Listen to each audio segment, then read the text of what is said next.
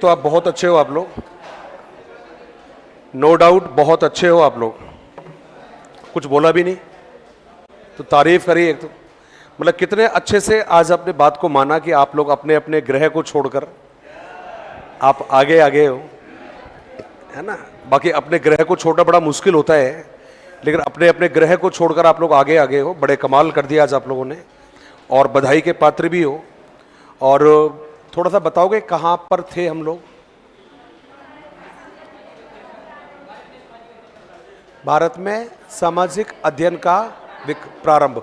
अच्छा, वो प्रारूप वाला जो था वो बिल्कुल, वो कल बात की थी हम लोगों ने। 1 2 3 5, उसके बाद में 6 से 8, 9 से 10, 11 से 12। अरे वाह, मजा आ गया भाई, दिल खुश कर दिया आज आप लोगों ने।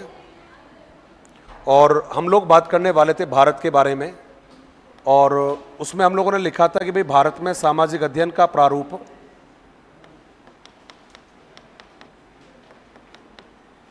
भारत में सामाजिक अध्ययन का प्रारूप, ऐसा कुछ कल आप लोगों ने बात की थी। और आज यदि यही बात हम स्टार्ट करें तो आपका सबसे पहला जो जवाब है, वो सबसे पहला जवाब हमने लिखा है, कुछ कक्षा लिखी है। जैसे पहले लिखा है कक्षा 1 से 2 लिखा है, फिर लिखा है हम लोगों ने कक्षा 3 से 5 तक लिखा है। उसके बाद में लिखा है कक्षा 6 से 8 लिखा है। उसके बाद में लिखा है कक्षा 9 से 10, और उसके बाद में फिर बाद में देखा जाएगा। तो अब आपने जवाब दिया कि सर ये शिक्षा जो क्लासेस है, आप चाहो तो एक बार ड्रॉ कर लो एक बार इसको, क्लासेस को।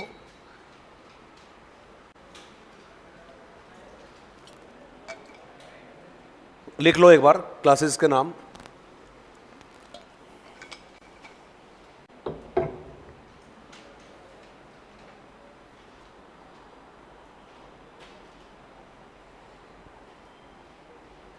ये क्लासेस के नाम थे 1 से 2, 3 से 5, 6 से 8 और 9 से 10।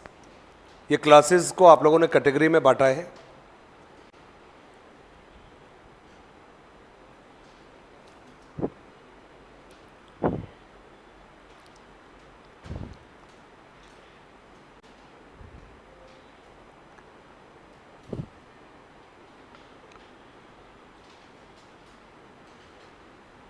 वाह गुरुजी, आपको और सभी ऑनलाइन बैठे ऑफलाइन बैठे बहनों भाइयों को हमारे बैच के 9 महीने पूरे होने पर हार्दिक बधाइयाँ। भाई साहब मजा आ गया है। तो हो गया क्या आज? फिर तो पार्टी मांगती है फिर आज तो। अरे वाह, तो आज कहाँ होने वाली है दावत फिर आज? हाँ जी, अगली एनिवर्सरी पर। यार अगली वाली जो एनिवर्सरी है उस पर तो जॉब की पहली एनिवर्सरी मनाएंगे। फिर अगली बार तो क्या मनाएंगे? जॉब की पहली एनिवर्सरी। तो उस तक तो होल्ड नहीं रख सकते। तो अब आपने जवाब दिया कि ठीक है सर, आप बताइए क्या क्या बताने वाले हो यहाँ पर। तो अब चीज़ों को समझना है, आप लोगों को ध्यान से सुनना है, जल्दबाजी मत करना, लिखने पर ध्यान फोकस मत करना। जहाँ समझ में नहीं आए वहाँ मुझे बताना। मैंने सबसे पहले लिखा है क्लास फर्स्ट और क्लास सेकंड। इसमें हम लोग क्या करते हैं, एक तरफ तो प्राकृतिक कह दीजिएगा या सामाजिक एवं प्राकृतिक विज्ञान को बच्चों को अलग से नहीं पढ़ाते, बल्कि विज्ञान और सामाजिक विज्ञान को गणित और भाषाओं के साथ में मिक्स करके पढ़ाते हैं। वो जवाब रहेगा आपका कक्षा फर्स्ट और कक्षा सेकंड में। दोबारा बोल रहा हूँ, एक बार ध्यान से सुनेंगे। क्या कहा मैंने केवल इतना सा कहा कि भाई विज्ञान और सामाजिक अध्ययन को बच्चों को गणित और भाषाओं के साथ में सिखाया जाता है, इनको अलग से पढ़ाया नहीं जाता है। कौन से वाले लेवल पर? तो जवाब रहेगा क्लास फर्स्ट और क्लास सेकंड। मैंने कहा आपको, कहते साहब डायरेक्टली लिख देता हूँ और डायरेक्टली क्या लिखा, एक तरफ लिखा है प्राकृतिक लिखा है, वह सामाजिक विज्ञान को, ये दोनों नाम मैंने लिखा है, सामाजिक विज्ञान को एक तरफ लिखा है मैंने गणित, और गणित के साथ में मैंने लिखा है एवं भाषा के साथ सिखाते हैं। ये आपका पहला जवाब हो गया है कि यदि क्लास फर्स्ट और क्लास सेकंड में हम कैसे बच्चों को पढ़ाते हैं, तो आपका जवाब था प्राकृतिक और सामाजिक विज्ञान को गणित और भाषाओं के साथ सिखाते हैं। अब जवाब आ गया है आपका क्लास 3 से लेकर क्लास 5 के बीच में। तो यहाँ पर आपने जवाब दिया कि कक्षा 3 से 5 में आप सभी को अच्छे से ध्यान है, यहाँ पर हम लोग बच्चों को पर्यावरण जो अध्ययन है, ये पर्यावरण अध्ययन हम बच्चों को सिखाते हैं। तो ये भाई आपका सेकंड लेवल हो गया है कि 3 से 5 जो क्लास है उसमें क्या सिखाते हैं। तो आपने जवाब दिया पर्यावरण अध्ययन हम बच्चों को सिखाएंगे। उसके बाद में आता है क्लास 6 और क्लास 8। तो 6 से 8 की जब बात करोगे तो यहाँ पर आप लोगों को बताना है कि भाई यहाँ पर इतिहास कहा आपने, और आपको याद रखना पड़ेगा आपकी परीक्षा में यही इम्पोर्टेंट है। ये आपकी परीक्षा में जो पूछा जाएगा वो यही वाला है, और यही वाला आज तक पूछा गया है। या चाहे क्लास 6 से 8 दे दे, चाहे ये आपको उच्च प्राथमिक कह दे, हमें कोई फर्क नहीं पड़ने वाला, क्योंकि दोनों का अर्थ तो एक ही है। चाहे कक्षा 6 से 8 कह देना और चाहे कह देना उच्च प्राथमिक स्तर, दोनों बातें एक ही है। अब आपने क्या जवाब दिया है, आपने कहा उच्च प्राथमिक स्तर और यह कहा कक्षा 6 से 8। अब आपने जवाब दिया यहाँ पर हम बच्चों को इतिहास के साथ में आपने जवाब दिया है राजनीति विज्ञान, और राजनीति विज्ञान के साथ में आपने जवाब दिया है अर्थशास्त्र, और अर्थशास्त्र के साथ में जो नाम दिया आप लोगों ने वो दिया है भूगोल, और जो अगला नाम आएगा वो होगा, रुक जाओ, केवल 4 ही विषय होंगे। तो मैं कहा कहीं ब्रेक फेल हो जाए आपके, उससे पहले मैं रोक दूं एक बार, बस इतना ही काफ़ी है। अपर प्राइमरी लेवल पर कितने विषय पढ़ाते हैं, केवल 4 विषय होते हैं। संख्या भी याद रखनी है। तो यहाँ पर हम कितने विषय बच्चों को पढ़ा रहे हैं, तो आपने जवाब दिया है यहाँ पर 4 विषय हम बच्चों को पढ़ाते हैं। कौन से लेवल पर, तो जवाब है आपका अपर प्राइमरी 6 to 8, जो अपने को याद में रखना है। अब आपने कहा ठीक है सर, ये तो समझ में आ जाएगा, इसके अलावा अपने को और क्या याद रखना है। तो भाई देखिएगा, इसके अलावा अभी बाकी है, और बाकी है आपका क्लास 9 और क्लास 10। तो जब 9 और 10 की बात होगी तो ध्यान रखिएगा यहाँ पर 4+1, और 4+1 4 तो ये हो गया है, एक आपका बचा है समाजशास्त्र, तो उन विषय को पढ़ाया जाता है। तो हमने यहाँ पर डायरेक्टली लिख दिया कि साहब ये तो हो गया है इतिहास विषय है, यहाँ पर हो गया है।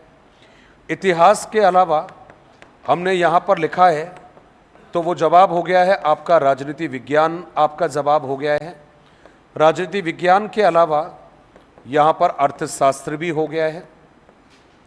अर्थशास्त्र के अलावा ये जवाब दिया है आपका भूगोल, और भूगोल के साथ में आपने लिखा है ये हो गया है आपका समाजशास्त्र। तो आप चाहो तो डायरेक्टली भी कह सकते हो कि भाई यहाँ पर हम बच्चों को 4+1 जो विषय है वो हम सिखाते हैं। 4 वो जो हम अपर प्राइमरी पर सिखा रहे हैं, 5वां वो जिसको आपने क्या नाम दिया है, समाजशास्त्र। तो ये वो विषय है जो हम बच्चों को पढ़ाते हैं, बच्चों को सिखाते हैं।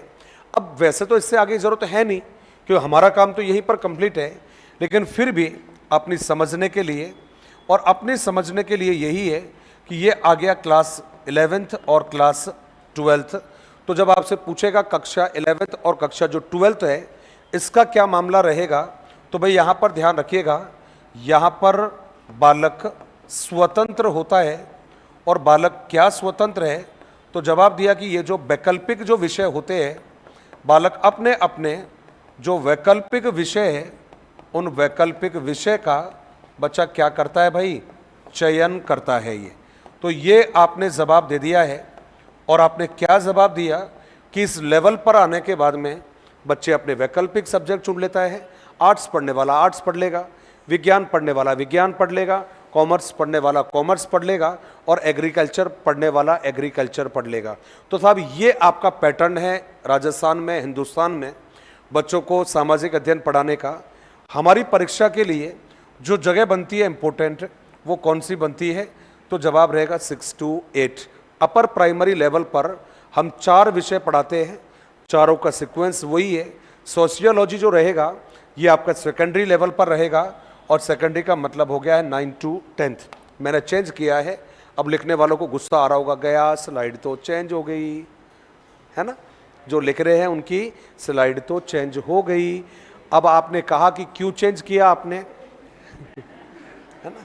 हमारी मैडम ने उधर देखा कि ऐसे देखा, उधर तो देखा तो वहाँ तो ब्लैंक स्लाइड है ना, मैंने जानबूझ के उसको चेंज किया मैंने। तो अब क्यों चेंज किया, कारण जानना जरूरी है। कारण number first, 1 to 2, 3 to 5, 6 to 8, 9 to 10, 11 to 12। अब इस सेंटेंस को कंप्लीट करेंगे। 1 to 2 प्राकृतिक और सामाजिक विज्ञान, गणित और भाषा के साथ में। 3 to 5 ईवीएस पर्यावरण अध्ययन। उसके बाद में 6 to 8 4 सब्जेक्ट। पहला है इतिहास, राजनीति विज्ञान, अर्थशास्त्र और भूगोल। उसके बाद में आएगा 9 to 10 4 + 1। 4 में आपको एसएस जोड़ना है, एसएस का जो लास्ट वाला सब्जेक्ट है उसको जोड़ना है समाजशास्त्र, और फिर आपका आ जाएगा लास्ट वाला, और उसमें जवाब दिया आपने 11 to 12, वो लेवल जहाँ पर बच्चा खुद डिसाइड करेगा वो कौन सा सब्जेक्ट पढ़ना चाहता है। अब हम ये लिख सकते हैं, अब कोई आपत्ति नहीं है। तो आपको एजुटेज लिखना है। अपर प्राइमरी जो सेक्शन है ये हमारे लिए इम्पोर्टेंट है, हमारी परीक्षा के लिए, तो यहां पर आप जरूर इंपोर्टेंट मेंशन करेंगे।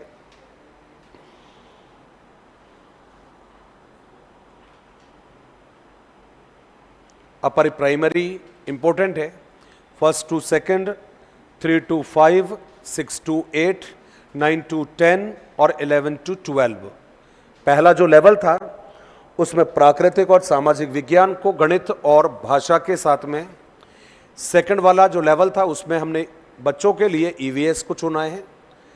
थर्ड वाले पर 4 सब्जेक्ट चुना है।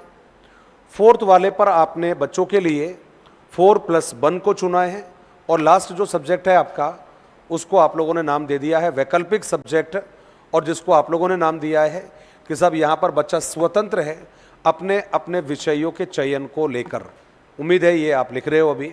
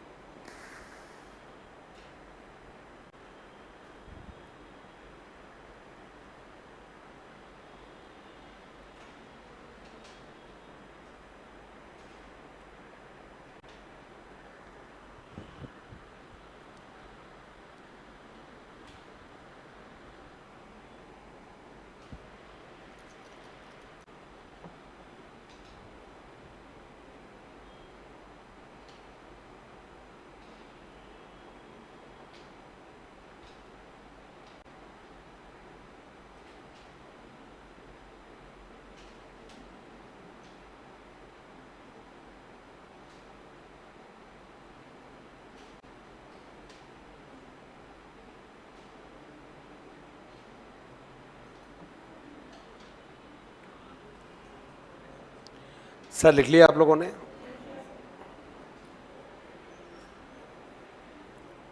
मैं लिखवाते समय जहां पर भी इंपॉर्टेंट या नोट मेंशन करता हूं उसका विशेष ध्यान रखना, क्योंकि ये वो जगह है जो एग्जाम में बार बार रिपीट हुई है।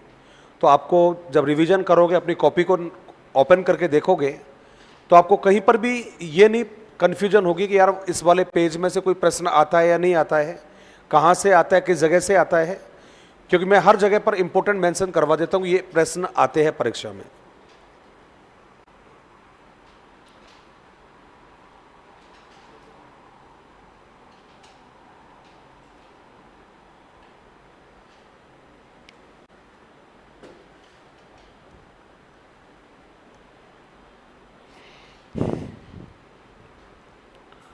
सर लिखा आप लोगों ने? काफी लोगों ने लिख लिया है।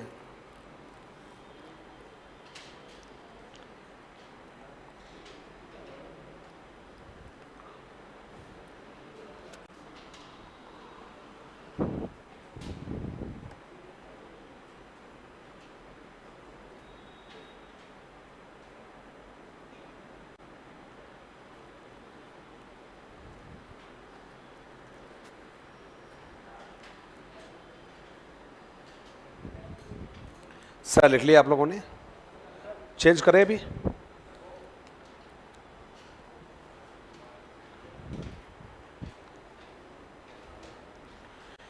सीटेट का शायद इस बार सिलेबस डाला है इन्होंने, पहले सिलेबस नहीं डालते थे, शायद इसी बार सब सिलेबस डाला है।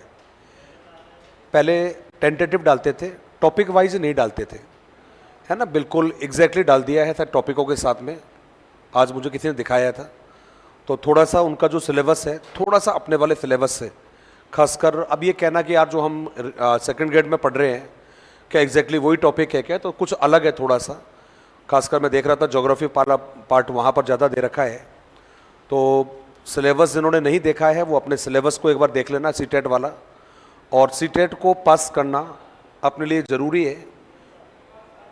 हाँ जी,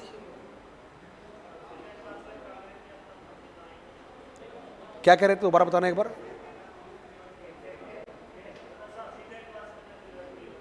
दोस्त कोई ज़रूरी नहीं है, बिल्कुल ज़रूरी नहीं है।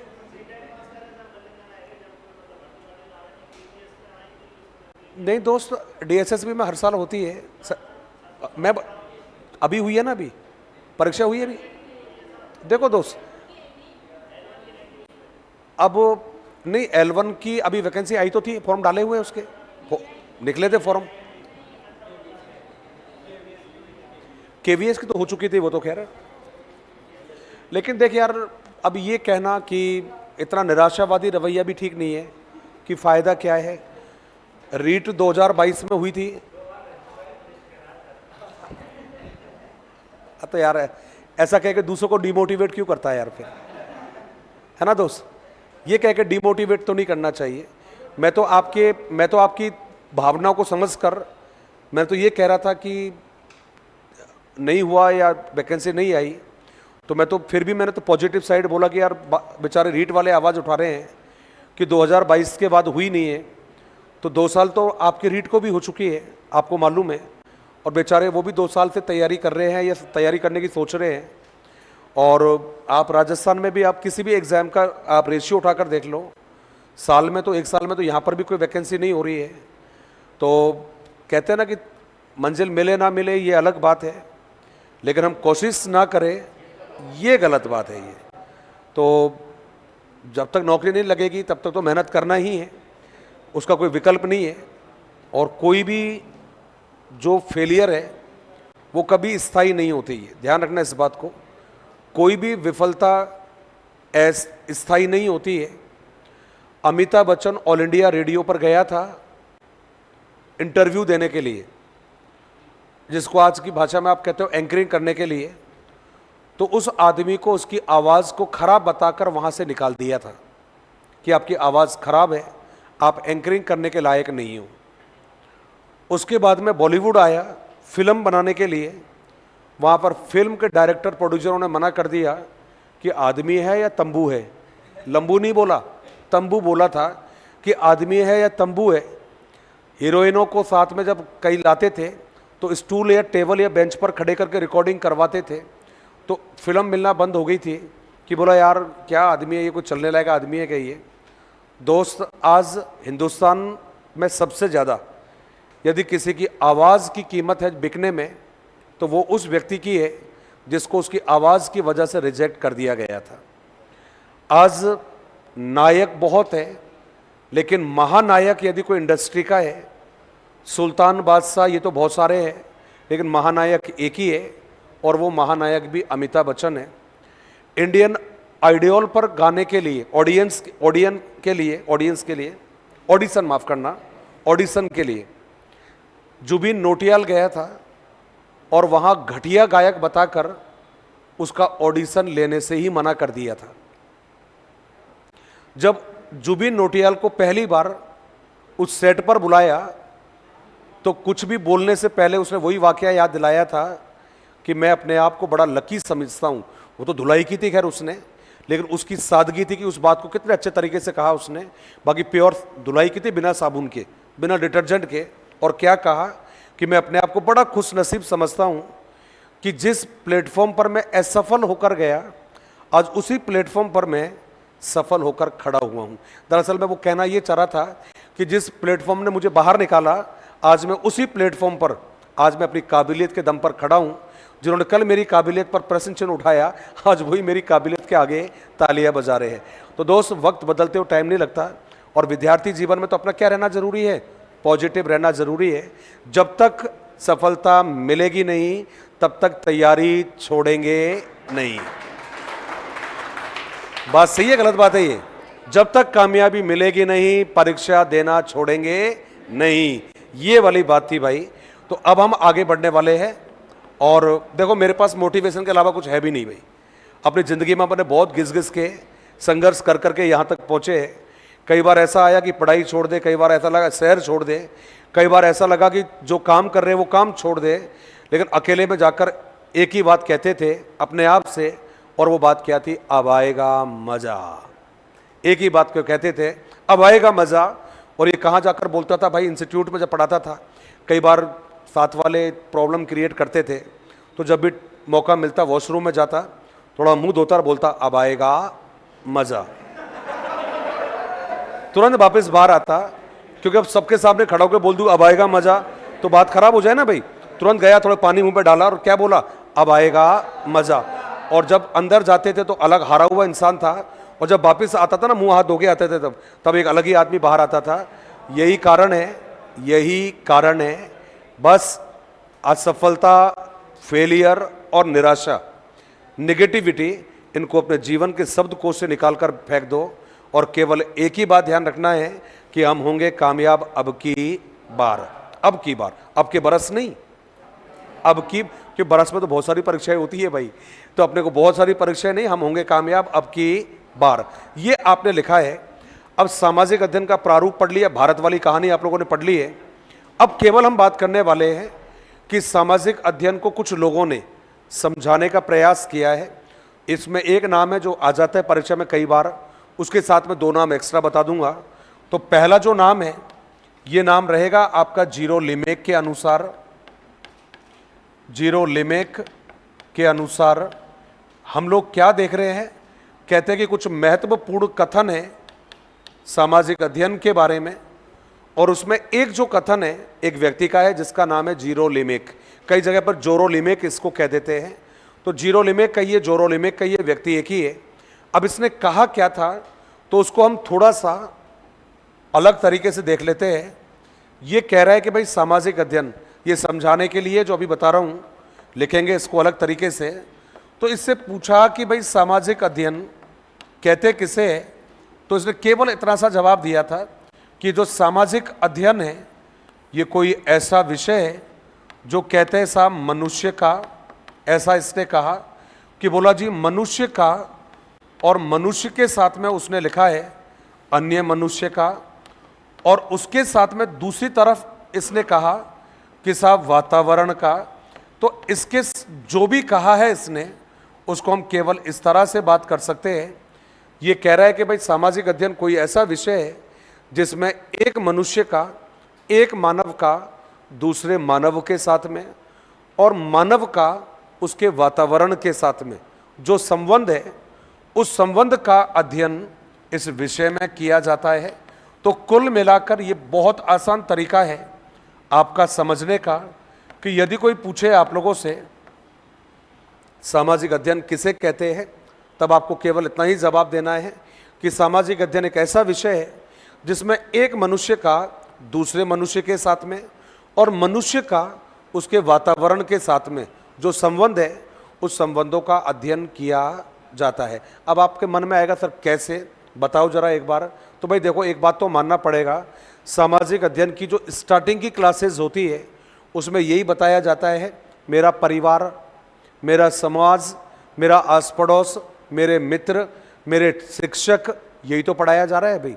तो ये क्या पढ़ा रहे हैं कि एक मनुष्य का बाकी मनुष्यों के साथ में क्या संबंध है, ये हो गया है। दूसरा जो जवाब है आपका, जिसमें लिखा है आपने वातावरण। अब इस वातावरण में क्या सिखाया जाएगा, तो आपको अच्छे से ध्यान है, उसमें लिखाया जाता है मेरा विद्यालय, उसमें लिखा होता है कि साहब पार्क, उसमें लिखा रहता है नदी, उसमें लिखा रहता है झरने, उसमें लिखा रहता है तालाब, उसमें लिखा रहता है वृक्ष, उसमें लिखा रहता है पंछी। इसका मतलब है एक बालक का अन्य व्यक्तियों के साथ में क्या संबंध है और एक व्यक्ति का उसके वातावरण के साथ क्या संबंध है, इनका अध्ययन बच्चों को कौन से विषय में सिखाया जाता है, तो आपका जवाब रहेगा सामाजिक अध्ययन में। तो समझने के लिए तो वो वाला ठीक है कि सामाजिक अध्ययन में मनुष्य का मनुष्य और मनुष्य का वातावरण से संबंध। अब हम इसको लिखेंगे कैसे, वो हमें देखना है एक बार कि सामाजिक अध्ययन वह विषय है जिसमें एक मनुष्य का अन्य मनुष्यों के साथ में तथा उसके वातावरण के साथ संबंधों का अध्ययन किया जाता है। लेकिन समझने का बेस्ट तरीका है मनुष्य, अन्य मनुष्य और लिख दिया है वातावरण के संबंधों का अध्ययन। तो समझने का तरीका अलग है और लिखने का तरीका अलग है। तो आप जो कॉपी में आपने लिखा है जीरो लिमिट, वहां पर केवल आप ये वाला जो ड्रॉ कर देना, केवल इतना सा, क्योंकि याद तो आपको यही रखना है कि मनुष्य और अन्य मनुष्य और उसके बाद में वातावरण और दोनों के बीच में लिख देंगे संबंध और सामने लिख देंगे का अध्ययन। संबंध का अध्ययन, मैं रिपीट कर रहा हूं, हमने लिखा है एक तरफ मनुष्य, सामने उसके अन्य मनुष्य, उसके नीचे वातावरण, दोनों के बीच में संबंध और संबंध के साथ में लिख देना ऐसा एरो करके का अध्ययन। तो ये चीज़ क्या है आपकी दिमाग में रहेगी, आपको डेफिनेशन याद करने की आवश्यकता बिल्कुल नहीं पड़ेगी, ये वन टाइम में आपको याद हो जाएगा। तो क्या लिखा है, मनुष्य का अन्य मनुष्यों से तथा मनुष्य का वातावरण से संबंधों का अध्ययन है। अब इसी बात को मैं थोड़ा अलग तरीके से लिख देता हूं नेक्स्ट लाइन में। उसमें लिखा मैंने सामाजिक अध्ययन, हमने अलग लिखा है और उसमें लिखा है सामाजिक अध्ययन, ये लिखा सामाजिक अध्ययन मनुष्य का अन्य मनुष्यों से, मनुष्य का अन्य मनुष्यों से तथा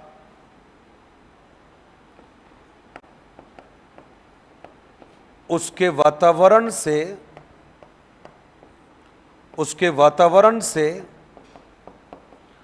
संबंधों का अध्ययन किया जाता है। संबंधों का अध्ययन किया जाता है।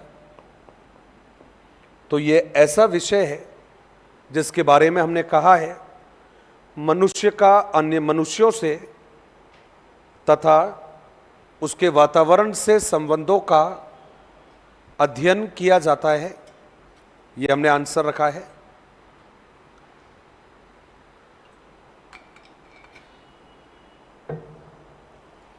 अगला जो जवाब है सेकंड, और उसमें हम जवाब लिखेंगे सेकंड में एक और व्यक्ति है जिसका नाम है माइकेलिस। ये पिछली बार परीक्षा में आया था आपके, और यही नाम रिपीट होता है बार बार, जिसका नाम है माइकेलिस।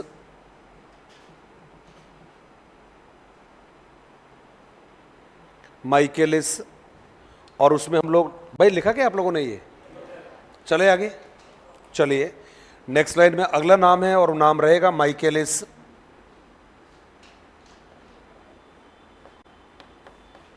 माइकेलिस के अनुसार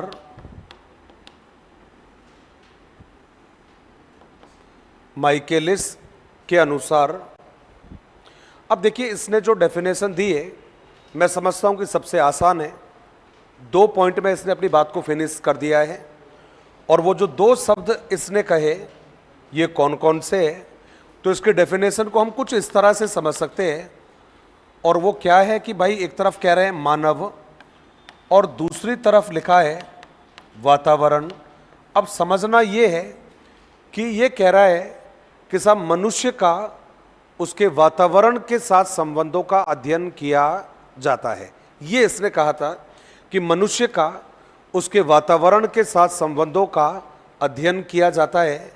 लेकिन हमारे यहाँ पर जो परीक्षा हुई है अभी 3rd ग्रेड वाली, उसमें उन्होंने थोड़ा सा इसको स्पेशलाइज कर दिया, और स्पेशलाइज करके क्या नाम जोड़ दिया, भाई वातावरण तो अपने आप में व्यापक होता है, इसलिए इन्होंने 2 नाम इसके साथ जोड़े, और वो दो नाम कौन से जोड़े?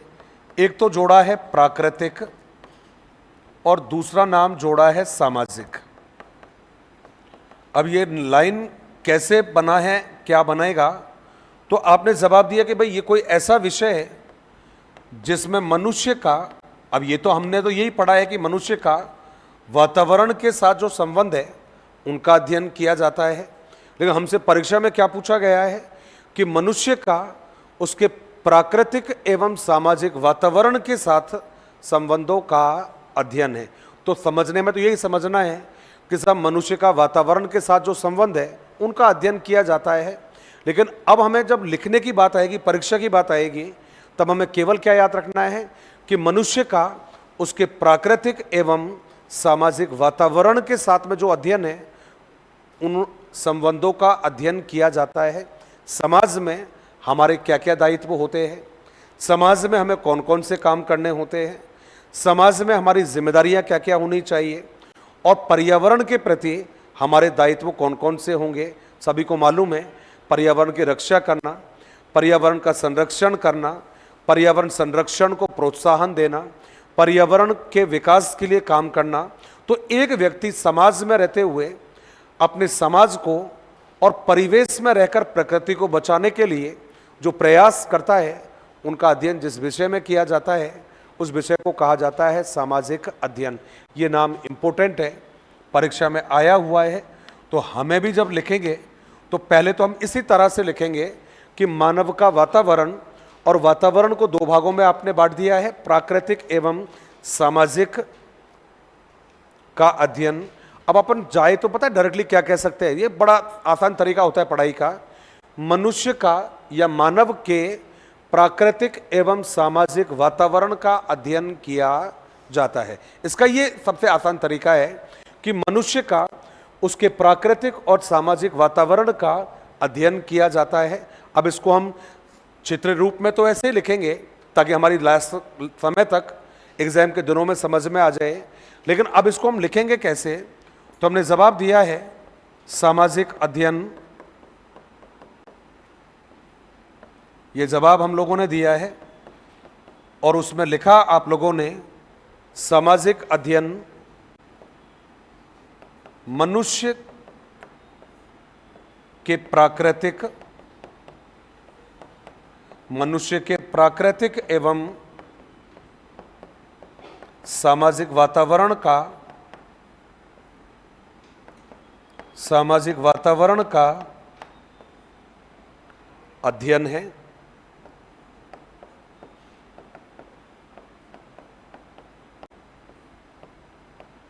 ये आपका जवाब है। तो आपने जवाब दिया है सामाजिक अध्ययन मनुष्य के प्राकृतिक एवं सामाजिक वातावरण का अध्ययन है। ये हमने जवाब लिखा है। ये किसका जवाब था? माइकेलिस का है ये।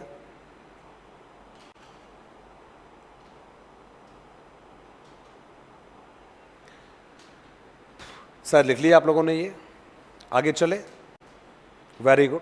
दो नाम आपने देख लिए। जनरली देखो कई बार क्या होता है कि हालांकि हर किसी का पढ़ने वाले का तरीका अलग होता है, आपका किसी का भी पढ़ने का तरीका एक भी नहीं है, एक जैसा नहीं है, सबका अलग अलग है, क्योंकि आप सारे यूनिक हो, सबका अलग तरीका है।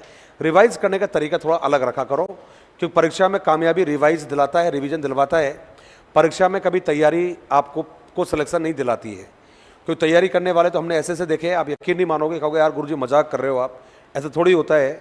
जब हम यूपीएससी की तैयारी करते थे भाई, हमें तो गिल्ट महसूस होता था कि यार हम पढ़ते क्या है। आप यकीन नहीं मानोगे, बंदा सुबह कमरे में बैठा है पढ़ने के लिए, 2200 का, आप कहोगे यार गुरुजी मजाक कर रहे हो, फेंक रहे हो, ऐसा नहीं होता। वो भाई साहब पढ़ाई कर रहा है, उसको पता ही नहीं कि उसका दिन का जो ब्रेकफास्ट आता है वो ब्रेकफास्ट का टिफ़िन कब आया है उसका, वो टिफ़िन रखा हुआ है बाहर। दोपहर का लंच का टाइम हो गया, उसको गधे को पता नहीं कि वो लंच कब है, वो लंच किया भी है नहीं किया तो ये नहीं पता उसको। सुबह का भी टिफ़िन रखा है, दोपहर का भी टिफ़िन रखा है। हाँ जी, अब मैं छोड़ो उस बात को, अभी पागल नहीं देखे आप लोगों ने, जिंदगी में पागल लोग नहीं देखे अभी आपने। उसके बाद में तीसरा व्यक्ति, जब वो बेचारा टिफ़िन लेने वाला, क्योंकि दोपहर के बाद में टिफ़िन लेने आता था वो, ताकि शाम के खाने की सप्लाई कर सके, तो वो गेट को नॉक करता था, ओ बाबूजी खाना तो खा लो, तो वो बाबूजी को बाहर निकालता था वो, तो ये तो कुछ भी नहीं है। कह रहे हो ना कि नींद नहीं आती है, खाना नहीं लगता, भूख नहीं लगती। सवाई माधोपुर प्रॉपर जो आपका सेंचुरी है, आप इसको रहने वाले होंगे तो मुझे बता देना। वहाँ एक लड़का था जिसका नाम था हरकेश, है ना। कौन सी दुनिया में जी रहे हो कि अब भूख नहीं लगती, प्यास नहीं लगती। तो वो पढ़ाई करता था, ओवरऑल 3rd ग्रेड पास होकर बंदा दिल्ली आया पढ़ने के लिए। 2 साल खेतीबाड़ी करने के बाद में 2 साल खेतीबाड़ी करी, खूब सारी ज़मीन थी, उपजाऊ ज़मीन थी, खूब सारे ट्रैक्टर वैक्टर, अमरूदों के बाग थे दुनिया भर के। पता नहीं किस बात पर ईगो हट हुआ कि बोला भाई पढ़ाई करूँगा। खेत पर ही ट्रैक्टर को छोड़ा और वहीं से ट्रेन में बैठकर दिल्ली पहुँच गया। वहाँ बढ़िया काम है, जैसे यहाँ पर भी बढ़िया काम है, पीजी वाला कल्चर है कि भैया कुछ भी लेना नहीं है, किताबें लेके चले जाओ और अपनी पढ़ाई स्टार्ट करो। पीजी वाला हर चीज़ अवेलेबल दे देते थे अपने को। बंदा पहुँच गया वहाँ पर। अब वहाँ पहुँचने के बाद में अपने एक आध रिश्तेदार थे, उनको फ़ोन करके बोला कि भाई मुझे पैसे चाहिए, मेरे खाते में पैसे वैसे डलवा देना। उसके बाद में साहब कोचिंग की। कोचिंग के समय पता नहीं था कि टाइम क्या है, कि हर किसी का टाइम अलग अलग होता है। वो बंदा कोचिंग के बाद में, क्यों कोचिंग में तो अलग सिस्टम था, कोचिंग कंप्लीट करने के बाद में एक वाइट कलर की टॉवल जो होती है वो हमेशा अपने खोपड़ी के बांध के रखता था। वो चाहे वो सुबह हो, चाहे दोपहर हो, चाहे वो रात का समय हो, या कई बार जैसे रात को 12-1 बजे 2 बजे देखा उसको तो वो गमछा उसके सिर के ही बंधा रहता था। वो अब समझ में नहीं आया भाई वो गमछा क्यों बंधा रहता है। चलो जुकाम की वजह से, सर्दी की वजह से, ठंड की वजह से, या सिर दर्द की वजह से थोड़ी बहुत देर तो बंधा रहेगा। तो जब उसका प्रीलिम्स पास हुआ, प्रीलिम्स के बाद में उसका मेंस हुआ, और मेंस के बाद में जब इंटरव्यू था तब एक बढ़िया कल्चर था वहाँ पर कि जिसका भी इंटरव्यू होता था सब लोग उसके साथ जाते थे इंटरव्यू दिलाने के लिए। ये एक रिवाज था या प्रोटोकॉल कह देना। तो हम लोग उसके साथ में गए सारे उनके इंटरव्यू के समय पर। इंटरव्यू अच्छा हुआ। अच्छा होने के बाद में बंदे ने कोई खुशी नहीं मनाई, दोबारा से अपनी तैयारी स्टार्ट कर दी थी दोबारा पढ़ाई करने के लिए। मतलब उसके व्यवहार से देखकर ये लगा कि शायद इंटरव्यू अच्छा नहीं हुआ, लेकिन उसने निकलते क्या कहा कि अच्छा हुआ है। भाई दोबारा पढ़ना स्टार्ट कर दिया। सब रिजल्ट आता है, रिजल्ट में प्रॉपर नहीं टिका, IRS पोस्ट पर टिके थे, रेवेन्यू सर्विसेज जिनको कह रहे हो आप। अब सिलेक्शन हो गया, जिस लड़की को पसंद करता था वो भी IRS बन गई भाई, मियाँ बीबी दोनों IRS। अब सुनो जरा, अब दोनों जनों ने शादी के बाद में घर पर दावत दी। बॉस था, सीनियर थे, हम तो उस टाइम पढ़ते ही थे भाई। हिम्मत करके एक बात पूछी, मैं कहा भाई साहब एक बात बता दो केवल। बोला क्या? कि बस ये बता दो कि आप सिर पर टॉवल हमेशा बांध कर क्यों रखते थे, गमछा, है ना। अगले का जवाब था कि बोला मेरे सिर में दर्द होता था इसलिए। तो मैं कहा यार भाई साहब सिर में दर्द होता था तो यार 24 घंटे सिर में दर्द रहता था क्या यार? भाई क्यूरियोसिटी थी, जिज्ञासा थी। तो उनका जवाब था कि यार मैं सोता नहीं था इसलिए, कम सोता था, मतलब मुश्किल से 5-5.5 घंटे एवरेज सोता था मैं। और बोला यार इतना सोने के बाद में, बोला जब भी पढ़ाई करता था ना माथा बोला भिन्न भिन्न करता था बोला। तो मैं उससे क्या होता था कि बोला उसको जब बांध के रखता था ना तो बोला सिर जो था ना वो सुन्न रहता था। वो दोस्त पता है क्या, ये कामयाब लोगों की कहानियां हैं। ये किसकी कहानियां हैं? ये कामयाब लोगों की कहानियां हैं, क्योंकि इतना बड़ा संघर्ष हर किसी के बस की बात नहीं होती। हम जो लोग होते हैं हमें क्या दिखता है, भूख प्यास, मोबाइल का tower, message, WhatsApp, reel, Instagram, chatting, अपने को ये दिखता है। अपने को ज़्यादा दिखता है बाजू वाली खिड़की, है ना, ये सब दिखती है अपने को, है ना मैडमो? दिखता है क्या? नहीं दिखता क्या? नहीं दिखता पक्का? अच्छा जब कोई जैसे मान लो कोई आपको नहीं देखता बुरा लगता होगा ना, है ना, 100%। और जब कोई देखता है तो अच्छा होता है, वाह मेरा फैन है ये, है ना। अरे अरे रुको रुको रुको रुको रुको, कंट्रोल ही हो, पार ही कर दिए आप लोगों ने। चलिए तो आइए नेक्स्ट लाइन में रिवीजन की बात कर रहा था और रिवीजन पे सारी बात कही थी। जो भी पढ़ा है उसको अपनी लैंग्वेज में गुनगुना दिया करो, बस ये रिवीजन है। ये मैं रिपीट कर रहा हूँ, आपने जो भी पढ़ा है उसको अपनी लैंग्वेज में गुनगुना दीजिए, हो गया रिवीजन आपका। रिवीजन का मतलब लिखना नहीं होता, रिवीजन का मतलब और कुछ नहीं होता, फालतू की बातें, ये पुराने ज़माने की बातें। जो आप पढ़ के बैठ के पढ़ रहे थे अपनी जगह से खड़े हो जाइए, विंडो में देख लो, चाहे छत पे चले जाओ, चाहे अपने रूम में ऐसे ऐसे करके घूम लो, जो भी 4 लाइन 10 लाइन आपने पढ़ी है उसको अपनी लैंग्वेज में आप गुनगुना दो। अटक रहे हो, खड़े खड़े देख लो कि यार मैं कहाँ अटक गया हूँ। नहीं अटके तो मिला लो कि जो आपने बोला है वो मैच सही कर रहा है नहीं कर रहा है। सही मैच किया, हो गया रिवीजन आपका। ये रिवीजन का तरीका होता है। सामाजिक अध्ययन बोला जी पहला व्यक्ति था, और पहला जो व्यक्ति था उसका नाम था, बोला जी जीरो लिमेक। क्या कहा था? बोला कुछ नहीं कहा जीरो लिमेक ने, केवल इतना कहा दो मनुष्यों के बीच में और वातावरण के बीच में संबंधों का अध्ययन। बोला ये कहा था और कुछ नहीं कहा। बोला माइकलिस ने क्या कहा? बोला कुछ नहीं कहा। बोला मनुष्य का सामाजिक और उसका जो प्राकृतिक वातावरण है उसका अध्ययन है। That's it. जो पढ़ा है यदि आप उसको अक्षर से रिपीट करोगे तो 100% रिवीजन कभी पूरा नहीं होगा भाई, गलतियां होगा। जो आपने पढ़ा है उसको अपनी लैंग्वेज में अपने अंदाज से आप उसको रिपीट कर दो, हो गया आपका रिवीजन। क्या कुछ नहीं बोला, जो मनुष्य है, जो आदमी है, बोला वो प्राकृतिक और जो उसका सामाजिक वातावरण है ना, उनका जो अध्ययन करते हैं वही सामाजिक का अध्ययन कहलाता है। किसके अनुसार? बोला माइकलिस के अनुसार। बोला जीरो लिमेक क्या कह रहा है? बोला कुछ नहीं कहा, उसने इतना कहा था कि भैया मनुष्यों का, मनुष्य भी नहीं, मनुष्यों का और उसके वातावरण का जो अध्ययन करता है वही कहलाता है सामाजिक अध्ययन। लिखना है क्या आप लोगों को, या लिख लिया था? ये लिख लिया था। एक और नाम लिखेंगे और वो रहेगा आपका यूएसए, मतलब अमेरिका की सामाजिक परिषद के अनुसार, अमेरिका की आवाज। अरे वाह, अमेरिका की सामाजिक परिषद के अनुसार, अमेरिका की सामाजिक परिषद के अनुसार। और क्या कहा था इस परिषद में?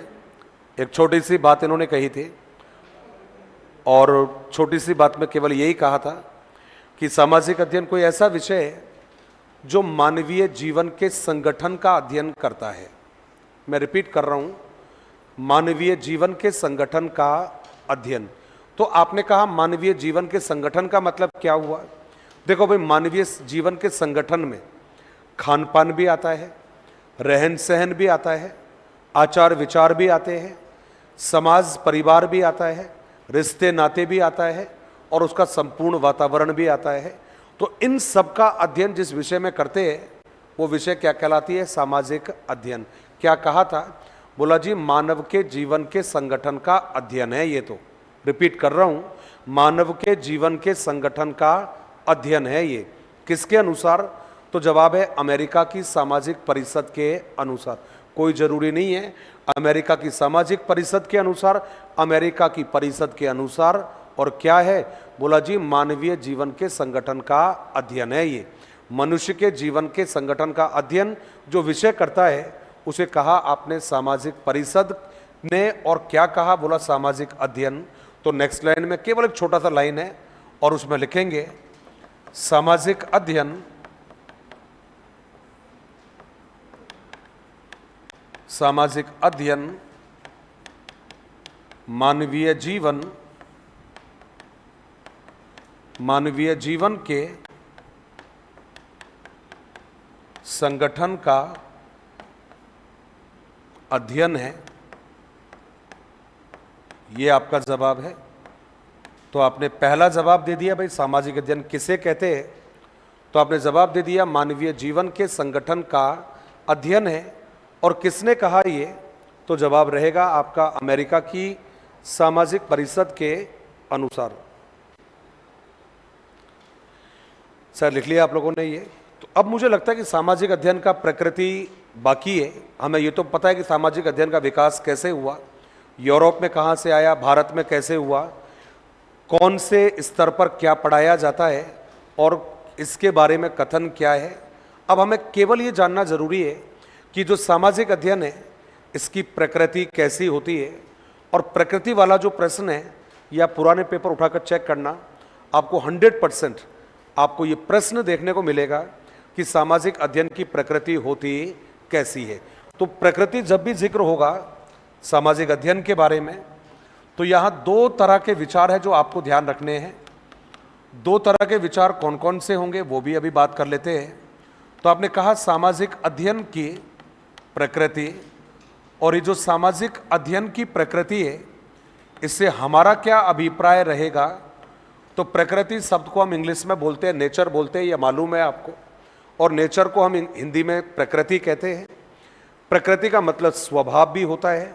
तो ये आपसे ये पूछ रहा है कि सामाजिक अध्ययन का स्वभाव कैसा होता है, सामाजिक अध्ययन की क्या विशेषता होती है, सामाजिक अध्ययन में किसका अध्ययन किया जाता है। तो दो तरह के विचार है इसके बारे में, दोनों ही परीक्षा में पूछे जाते हैं। दो कौन कौन से हैं? तो पहला तो जवाब दिया गया है कि साहब सामाजिक अध्ययन एक कला विषय है। कला विषय का मतलब है कि ये एक आर्ट का विषय है, ये कहा गया है।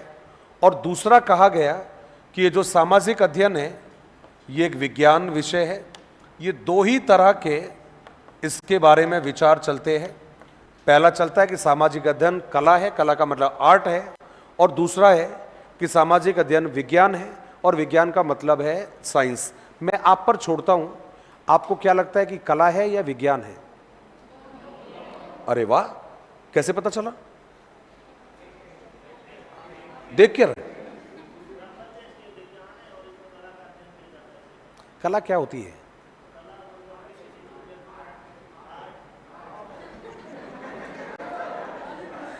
बेचारा अच्छा भला बोल रहा था, है ना।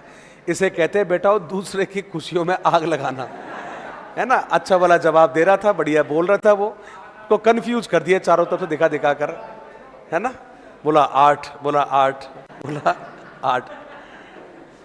बढ़िया है, हिंदुस्तान में ऐसे लोगों की कमी नहीं है, और कुछ कमीने दोस्त होना भी जरूरी है। एक लड़के की शादी थी, नौकरी लग गया था, और जब अरे ये क्या है, मुझे लगता है तुम्हारी शादी पर 2-4-5 लोग तो इसलिए बिठाने पड़ेंगे तुम्हें कंट्रोल कर सके।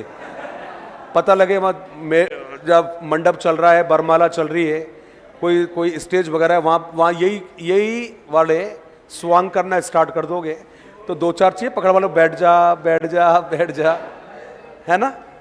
तो खैर ये बहुत अच्छा बात है। ये लड़कियों का नहीं पता, लड़कों में ये बहुत अच्छी बात होती है कि वो अपने खासकर शादी का भी अनुभव देखा लोगों को मैंने, तो अपनी शादी पर एक एक दोस्त को फ़ोन कर करके बुलाता है भाई साहब। ये फैक्ट है, ये बात ये। और ये आपने भी देखा होगा, कहे होंगे मैडमों रात को 12 बजे फेरे चल रहे, तो उस समय पे देख तू नहीं आया तुझे छोड़ूंगा नहीं। 12 बजे रात को, 1 बजे तू कुछ भी हो जाए, तू पहुंच चाहे 5 मिनट के लिए आ, मतलब सबको बुला लेता है। और लड़की इतनी चालाक होती है, वो उस दिन सबसे पहले अपना फोन बंद करती है, वो बोला भाड़ में जाए। ये फैक्ट है, ये बात ये बात बिल्कुल फैक्ट है। ये इवन फोन को अपने पास नहीं रखती है। तो एक लड़के ने नौकरी लगने के बाद में अपने सब दोस्तों को बोल दिया कि देख भाई मेरी फलानी तारीख को शादी है, और तुम नहीं आए तो ये हो जाएगा वो हो जाएगा, मैं नाराज हो जाऊंगा, ऐसा कस्में वादे देकर गया।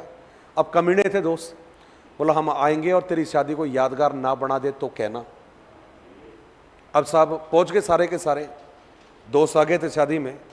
लड़का भाई महाराणा प्रताप की तरह घोड़ी पर बैठकर सवार हो रहा था, दोस्त नाच रहे थे। दोस्त दो तरह के होते हैं, एक आगे नाचते एक पीछे नाचते हैं, है ना। ये हमेशा देखा होगा आप लोगों ने। खासकर जो पीछे नाचते हैं वो बड़े टैलेंटेड होते हैं, वो मल्टी टैलेंटेड होते हैं, क्योंकि उनके दिमाग में बहुत सारी प्लानिंग चल रही होती है। और आगे वाले हैं उनका कोई ध्यान नहीं, कोई मतलब नहीं, वो केवल हवाबाजी में है वो। तो हमेशा पीछे वाले दोस्त कहीं पर भी रहते, कहीं पर भी बैठते, बड़े यूनिक होते हैं वो। अब जब चल रही थी शादी, मतलब डांस वांस चल रहा था बराबर में, पता नहीं क्या उनके दिमाग में खुराफात जची। कोई बढ़िया सा एक सुई लेकर आया, सुई का मतलब पिन जो होती है वो, और वो घोड़ी की जो पूंछ होती है उस पूंछ में जोरदार तरीके से चुभा दिया। और भाई साहब वो चुभाने के बाद में जो घोड़ी का जो हाल हुआ आप समझ सकते हो। कितने लोगों को लात मारी, घोड़े को लेकर जब तक कूदती रही, जब तक उसको नीचे ना गिरा दिया हो। तो भाई ये तो बात मानना पड़ेगा मेरे को। मैं हमेशा मानता हूँ कि लड़के इस जगह पर यारी निभाने में सबसे अव्वल होते हैं, और वो काम कर देते हैं कई बार जो बड़े से बड़ा दुश्मन भी नहीं कर पाता। तो ऐसा हमारा दोस्त है बेचारा, अच्छा भला जवाब दे रहा था, समझा रहा था वो कि आर्ट में क्या है, आर्ट कैसे होती है, या कला किसे कहते हैं। और या तुरंत लोगों ने सुलगा दी, बोला आर्ट, कला का मतलब होता है आर्ट। और बेचारा वो जवाब देता देता वहीं पर रुक गया वो। तो वो तो हमने पहले ही डिस्कस कर लिया कि कला का मतलब आर्ट होता है और विज्ञान का मतलब साइंस होता है। तो ये तो शायद हमने डिस्कस कर लिया था पहले, कोई बड़ी बात नहीं है उसमें। लेकिन अब मुद्दे की बात ये है कि कला क्यों है और विज्ञान क्यों है। तो कला जो लोगों कहा, जिन लोगों ने, इस समुदाय में सारे के सारे वैज्ञानिक थे और वैज्ञानिकों ने कहा कि भाई ये तो कला है, ये तो आर्ट विषय है, ये विज्ञान हो ही नहीं सकता। अब क्यों ऐसा कहा वैज्ञानिकों ने? क्योंकि वो नहीं चाहते थे कि सामाजिक विज्ञान के विद्यार्थी और सामाजिक विज्ञान के शिक्षक अपने आप को वैज्ञानिक समझे। इसलिए उन्होंने क्लियर कह दिया कि ये साइंस हो ही नहीं सकता, ये तो केवल आर्ट विषय है या कला विषय है। अब जब पूछा लोगों ने उनसे कि आप कैसे कह सकते हो, तो उन्होंने कहा, सबसे पहला जवाब, ये कला विषय इसलिए है क्योंकि इसकी अध्ययन सामग्री समाज से संबंधित है। इसलिए मैं रिपीट कर रहा हूं, सामाजिक अध्ययन एक कला विषय है क्योंकि इसकी अध्ययन की जो विषय वस्तु है वो समाज से ग्रहण की गई है। अब लोगों ने कहा कि जैसे, तो उन्होंने कहा कि देखो भाई, इसमें तो अतीत के बारे में जानकारी एकत्रित की जाती है, राजा महाराजाओं के बारे में जानकारी एकत्रित की जाती है, युद्धों, लड़ाइयों, संघर्षों की जानकारी एकत्रित की जाती है, इसमें रीति रिवाजों के बारे में जाना जाता है, संस्कृति के बारे में अध्ययन किया जाता है, पहनावे और खान पान को लेकर अध्ययन किया जाता है, विश्वास को लेकर अध्ययन किया जाता है, धर्म के बारे में अध्ययन किया जाता है। इसलिए ये कभी विज्ञान हो ही नहीं सकता। अब इनकी बातों को सुनकर लोगों को लगा यार बात तो क्या है, ठीक ही है। आप देखो, परिवार के बारे में अध्ययन कर रहे हैं, समाज के बारे में अध्ययन कर रहे हैं, रिश्तों नातों के बारे में अध्ययन कर रहे हैं, संस्कृति और सभ्यता के बारे में अध्ययन कर रहे हैं, बात तो ठीक है। तो लोगों ने क्या कहा, भाई ठीक है, ये कैसा विषय है? कला विषय है। एक बार लिख लें, ऐसे ही लिखेंगे जैसे मैंने लिखा है, ड्रॉ किया है अभी, तो आप भी ऐसे लिखोगे इसको। सामाजिक अध्ययन की प्रकृति दो भागों में बांटेंगे, एक तरफ है कला विषय और दूसरी तरफ है विज्ञान विषय। ऐसा ही लिखेंगे ताकि समझ में अच्छे से आ जाए। इसलिए तो आपने लिखा इसमें, और उसमें लिखा सबसे पहले, सामाजिक अध्ययन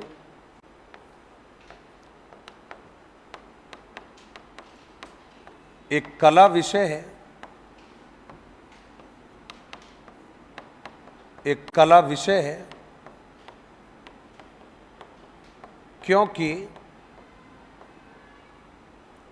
इसकी विषय वस्तु का संबंध,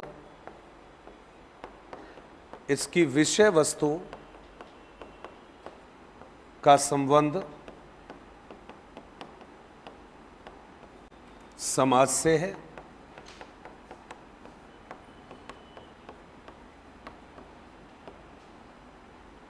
तथा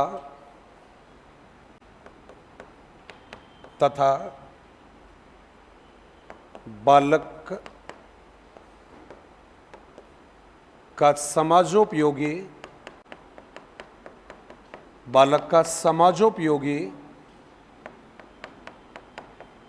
नागरिक के रूप में, समाजोपयोगी नागरिक के रूप में विकास करना प्रमुख उद्देश्य है।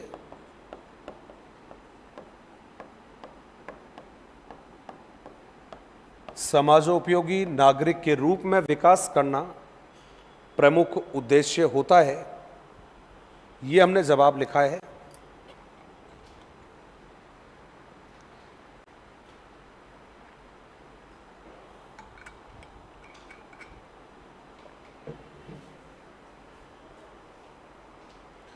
समाजोपयोगी नागरिक के रूप में विकास करना प्रमुख उद्देश्य है, ये हमने लिखा है। शायद आपने लिख लिया मेरे ख्याल से यहाँ तक, कोई बात नहीं, एक बार लिख लो आप।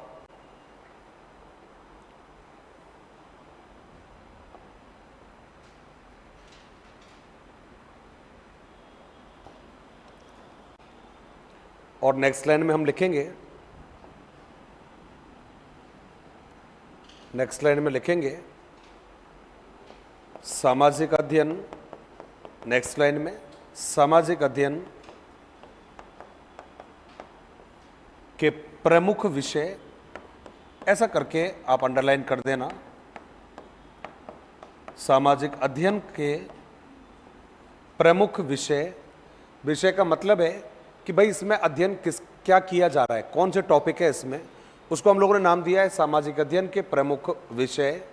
अब इसमें छोटे छोटे 2-3 हमें नाम लिखने हैं। जैसे कि आपने लिखा सबसे पहले, ये हमने लिख दिया है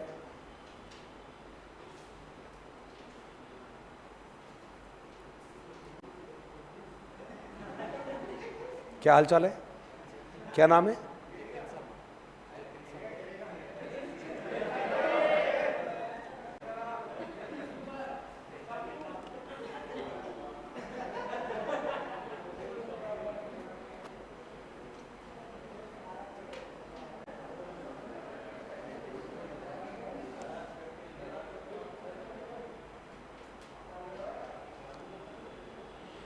एक प्रश्न किसी ने दिया है कि एक निजी विद्यालय वार्ड नंबर 2 में स्थित है, एक निजी विद्यालय वार्ड नंबर 2 में स्थित है तथा उसमें कक्षा 1 में कुल सीट 200 है, ठीक है। तब RTE 2009 के अनुसार उस गांव के वार्ड नंबर 1 में 40 योग्य छात्र है तथा वार्ड नंबर 2 में 30 योग्य छात्र है। वार्ड नंबर 2 में एक विद्यालय स्थित है और उसमें कक्षा 1 में कुल 200 सीट है, ठीक है। वार्ड नंबर 2 में तो हो गया, कक्षा 1 में 200 सीट है और RTE 2009 के अनुसार उस गांव के वार्ड नंबर 1 में 40 योग्य छात्र है, ठीक है, तथा वार्ड नंबर 2 में 30 योग्य छात्र है। तो RTE के नियमों के अनुसार क्रम से वार्ड नंबर 1 और 2 में बालकों का प्रवेश होगा। तो इन्होंने कहा है 40 और 10, 30 और 20 और 10 और 40 और 20 और 30। तो मैं तो इतना कहूँगा भाई आपसे कि जो एडमिशन हो रहे हैं आपके, उस एडमिशन का 25% निकाल लो भाई आप। क्या समझे? जो एडमिशन जितने सीटों पर आपने दिया है उन सीटों का कितना परसेंट? 25% निकाल दो। मैथ मेरी कमज़ोर है भाई, मेरी तो मेरे से नहीं बैठेगा। तो आप 25% निकालने के बाद में जो आपका आंसर बनेगा वो आपका आंसर आ जाएगा। क्योंकि हाँ जी,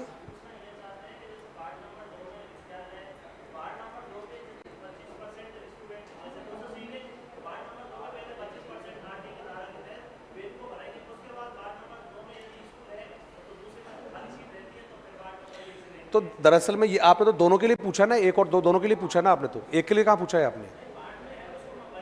नहीं मेरी, हाँ तो वो तो एक बात बताइए, ये तो वरीयता थोड़ी पूछा है, उसमें डायरेक्टली उसमें तो सीट के ऑप्शन दिए है आपने। तो पहली बात तो चारों ऑप्शन में जो दिया है डायरेक्टली क्या दिया है? ऑप्शन दिया है कि कितने। पहली बात है 40-10, 30-20 और 10-40 और 20-30। तो इसमें तो डायरेक्टली संख्या दी है। इसमें यदि आप कहोगे कि नियम क्या है, तो अब नियम पर बात करो। नियम तो ये कहता है कि यदि किसी वार्ड में ओवरऑल, या तो यूं कहिए कि एडमिशन के लिए प्रार्थना पत्री कम आए हैं, केवल यूं क्यों कहते हैं योग्य है या नहीं है, आप तो दोनों पक्षों पर बात करो। पहला पक्ष तो ये है कि हमारे पास प्रार्थना पत्री कम आए, जो कि होता है, हर एडमिशन में होता है, हर स्कूल में होता है। और यही कारण है कि आजकल पूरी की पूरी जो प्रक्रिया है उसको ऑनलाइन कर दिया है, ताकि मालूम चल सके कितने फॉर्म आए, कहाँ पर कितने आए हैं। प्लीज़ बातें नहीं करें यार देवता, प्लीज़ बातें मत करो, क्योंकि पढ़ाई, अरे भाई प्रभु उसको माफ़ कर दे यार, कोई बात नहीं। हाँ तेरे से कह रहा हूँ यार, को माफ़ कर दे यार उसको, तो यार कोई बात नहीं यार, है ना। तू भी मतलब यहाँ के बैठ के वहाँ छेद कर रहा है ना, कोई बात नहीं। तो रुको जरा। तो कंडीशन ये है कि पहली बात तो जिस वार्ड में आपका स्कूल है उस वार्ड के ही बच्चों को प्राथमिकता दी जाती है। लेकिन यदि उस वार्ड में किसी भी कारणवश आपके उतने एडमिशन नहीं आए हैं जितने आने चाहिए, तो 100% जो भी नज़दीक का वार्ड होगा उसके बच्चों को मौका दिया जाएगा। अब नज़दीक की परिभाषा ये है, कैचमेंट जो एरिया है आपका, जो समीप का है, जुड़ा हुआ जो एरिया है, उसके बच्चों को प्राथमिकता दोगे। अब कई बार ऐसा होता है कि पास में का जो बच्चा है उसके भी वहाँ पर पहुँच नहीं हुई है, तो उसके बाद में लॉटरी के माध्यम से अन्य बच्चों को आमंत्रित किया जाता है जो उस समीप के वार्ड का तो नहीं है लेकिन थोड़े दूर का है। तो ओवरऑल समझने के लिहाज से उसी वार्ड के बच्चों को प्राथमिकता, वहाँ का बच्चा नहीं है, समीप वाले वार्ड का बच्चा, और समीप वाले वार्ड का बच्चा नहीं भी है तो उस शहर का जो भी बच्चा होगा उसको एडमिशन के लिए योग्य माना जाएगा, बशर्ते वो बच्चा वहाँ पर एडमिशन लेने के लिए तैयार है। तो ये एक प्रोसेस होता है। बाकी सीट जो है वो आपकी वही रहेगी, 25% पर ही देना है, उससे ज़्यादा नहीं दे सकते। अब भैया किसी क्लास में एक भी एडमिशन नहीं आया तो इसका मतलब ये नहीं है कि फिर भी आपको 25% देना पड़ेगा, ये बिल्कुल भी नियम नहीं है। 25% तभी लागू होगा जब उस सत्र में वहाँ पर बच्चों का एडमिशन हुआ है। अब पता चले एडमिशन तो एक भी नहीं हुआ और आपने वहाँ फाइल लगा दी, बोला हमारे बच्चों को 25% यहाँ पर एडमिशन चाहिए, और आप कोर्ट पहुँच जाओगे तो कोर्ट उस कंडीशन में आपके खिलाफ ही एक्शन लेगा, वो स्कूल प्रबंधन के खिलाफ कोई निर्णय नहीं देगा। तो आपने कहा सब सामाजिक अध्ययन के कुछ प्रमुख विषय है, विषय का मतलब है भाई मैं भी यही कह रहा हूँ 25% निकाल लेना दोस्त। मैंने तो कहा, मैंने स्वीकार किया यार, मैं तो क्लियर कहा भाई था, अपने पाले में नहीं पड़ेगी ये कि 25% कैसे निकालना है ये तो। अरे यार अब आप इधर आओ ना यार, 200 का मत 200 का निकालना है और 200 के निकालने के बाद ये देना कि एडमिशन कितने बच्चों का हुआ है, जिन बच्चों का एडमिशन हुआ है उसके एवज में निकालोगे आप। तो आपने जवाब दिया सामाजिक अध्ययन के जो प्रमुख विषय है ये कौन कौन से है। तो हमने सबसे पहले जवाब दिया है कि साहब इसमें अध्ययन किया जाता है आपकी जो समसामयिकी घटनाएं हैं उनका अध्ययन किया जाता है। इसमें अध्ययन किया जाएगा जो आपकी ऐतिहासिक घटनाएं हैं उनका अध्ययन किया जाएगा। इसमें अध्ययन किया जाता है आपकी सांस्कृतिक जो घटनाएं हैं उनका अध्ययन किया जाएगा। और इन सब के अलावा आपने इसमें उल्लेख किया है और वो रहेगा आपका मानवीय एवं वातावरणीय संबंधों का अध्ययन। अब ये इन्होंने सबूत दे दिया है, ऊपर तो केवल ये कहा था कि भाई ये आर्ट क्यों है, ये बताया उन्होंने, और ये बताने के बाद में इन्होंने सबूत भी दे दिया कि भैया ये इसलिए आर्ट है ये क्योंकि इसकी जो विषय वस्तु है वो ही समाज से ग्रहण की गई है, जैसे कि समसामयिकी, ऐतिहासिक सांस्कृतिक घटनाएं, मानवीय एवं वातावरणीय संबंधों का अध्ययन। अब साहब जो लोग आर्ट पढ़ते हैं, जो लोग कला पढ़ते हैं, जो लोग कला पढ़ाते हैं, उनके जो विद्वान थे उन्होंने इस बात को नकार दिया और क्या कहा कि यार ये जो भी कह रहे हैं ये बिल्कुल गलत है ये, क्योंकि इसमें पूर्णतः सच्चाई नहीं है। अब सच्चाई क्यों नहीं है, तो उन्होंने कहा कि भाई ये जो सामाजिक अध्ययन है ये कला विषय नहीं है, ये तो एक विज्ञान विषय है।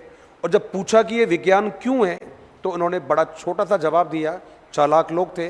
और मैं तो आज भी मानता हूँ कि सामाजिक अध्ययन पढ़ने और पढ़ाने वाले दोनों ही चालाक होते हैं बजाय विज्ञान पढ़ाने या पढ़ने वालों की तुलना में। क्यों? क्योंकि सामाजिक अध्ययन वालों को लपेटना आता है ना, लपेट दिया इन्होंने उनको। और क्या कहकर लपेटा? एक छोटी सी बात को, बड़ी लॉजिकल बात को, कि सामाजिक अध्ययन विज्ञान है क्योंकि जो विशेषताएं विज्ञान में पाई जाती है वो सभी विशेषताएं कला में भी पाई जाती है। अब भैया गिनो कौन सी विशेषताएं। मैंने कहा ना कि लपेटना बहुत अच्छे से आता है। इतना सा बोला, केवल इतना सा बोला कि जो विशेषताएं विज्ञान विषय में पाई जाती है वो सभी विशेषताएं सामाजिक अध्ययन में भी पाई जाती है। इसलिए सामाजिक अध्ययन कला विषय न होकर एक विज्ञान विषय है। अब आपके भी मन में प्रश्न आएगा कि गुरुजी वो तो उन्होंने लपेटा जो लपेट लिया, अब आप बताओ कि कौन सी विशेषताएं हैं, आप तो बताओ, उनसे तो नहीं पूछ सकते हम, आप तो बता सकते हो। भाई बताऊंगा मैं, ये 2 लाइन लिखने के बाद। 2 लाइनें कौन सी वाली? सामाजिक अध्ययन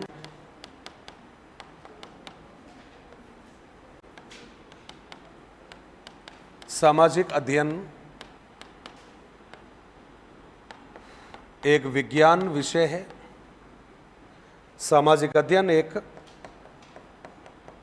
विज्ञान विषय है, क्योंकि विज्ञान की अधिकांश विशेषताएं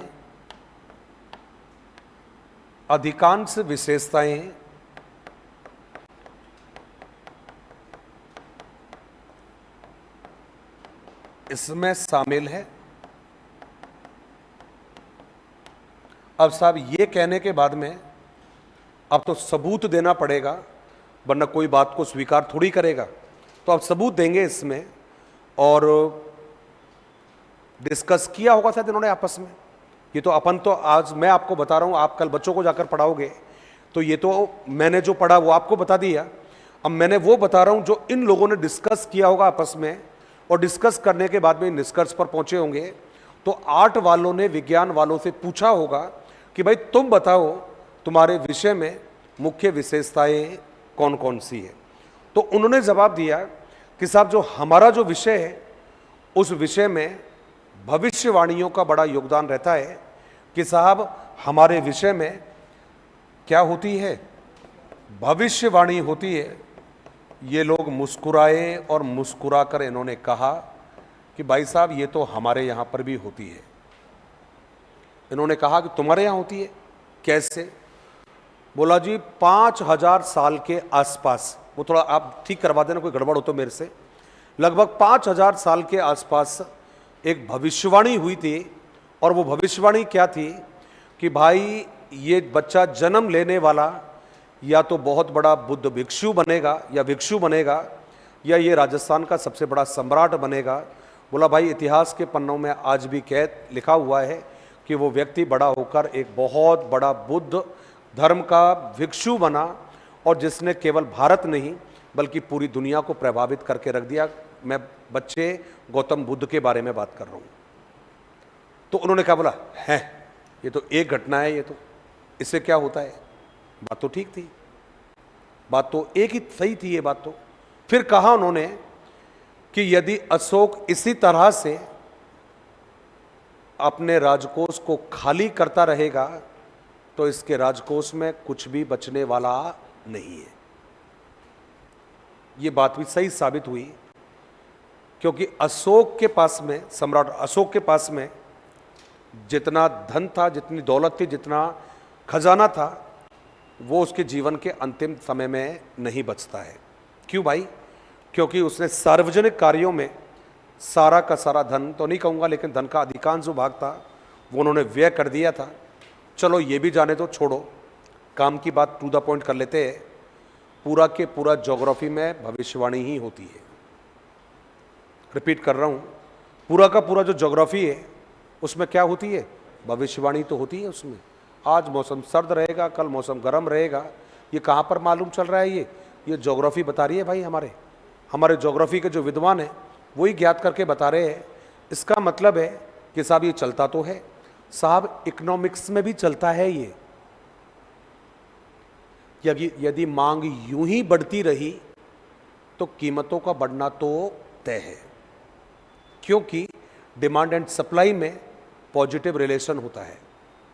जब मांग बढ़ती है तो कीमतें भी बढ़ती है, और जब मांग कम होती है तो कीमतें भी कम होती है। तो जब लोगों को किसी भी प्रोडक्ट की कीमत बढ़ानी होती है तो ये लोग उसकी मांग को बढ़वाते हैं ये, और जब मांग बढ़ती है तो कीमत अपने आप ही बढ़ जाती है। इसका मतलब है कि साहब होता तो है, पूरा ज्योग्राफी, पूरा इकोनॉमिक्स एक भविष्यवाणी करता है कि यदि हम संसाधनों का इसी तरह से दोहन करते रहे तो भविष्य में संसाधनों का खतरा उत्पन्न होगा, जिसमें जल का नाम भी लिया जाता है कि साहब आने वाले टाइम पे जलों के लिए लड़ाइयाँ होगी। और बात सही भी है ये। आज देख लो आप, कर्नाटका के साथ में, तमिलनाडु के साथ में क्या लड़ाई है दोनों की, जल को लेकर, पानी को लेकर लड़ाई है इनके बीच में। आज आप देख लो चीन के साथ में हमारा जो अधिकांश मनमुटाव चल रहा है उसमें एक बड़ा कारण है भाई साहब ब्रह्मपुत्र नदी और उसके जल। ये लड़ाई चल रही है आज की तारीख में ये, कि ब्रह्मपुत्र का पानी को छोड़ना नहीं चाहता। कौन? चाइना। क्यों नहीं छोड़ना चाहता? क्योंकि साहब उसके जितने भी बिजली परियोजनाएं हैं वो लगा रखी है उसने, उसके जितने भी संयंत्र है उसने लगा रखे हैं। और क्योंकि चाइना जो है हाइट पर है, हम थोड़ा नीचे है, तो पानी का फ्लो वहां ज्यादा है, हमारे पास आते आते तो पानी का फ्लो कम हो जाता है भाई। तो इसका मतलब है कि साहब हमारे सामाजिक अध्ययन में भी भविष्यवाणियां वैसे ही होती है जैसे कहाँ पर होती है, विज्ञान में होती है। इसलिए विज्ञान विषय है जवाब नंबर फर्स्ट। आपने कहा सर और जवाब क्या रहेगा, जवाब नंबर सेकंड। और जवाब नंबर सेकंड क्या कहा, ये विज्ञान वाले कहते हैं हमारे यहाँ तो प्रयोग होते हैं। बोला छोड़ो साहब, हमारे यहाँ पर भी प्रयोग होते हैं, क्योंकि पूरा का पूरा जो ज्योग्राफी है उसमें क्या होता है, प्रयोग ही तो चल रहे हैं उसमें। बात में सही बात है, सारा प्रैक्टिकल काम होता है ज्योग्राफी में।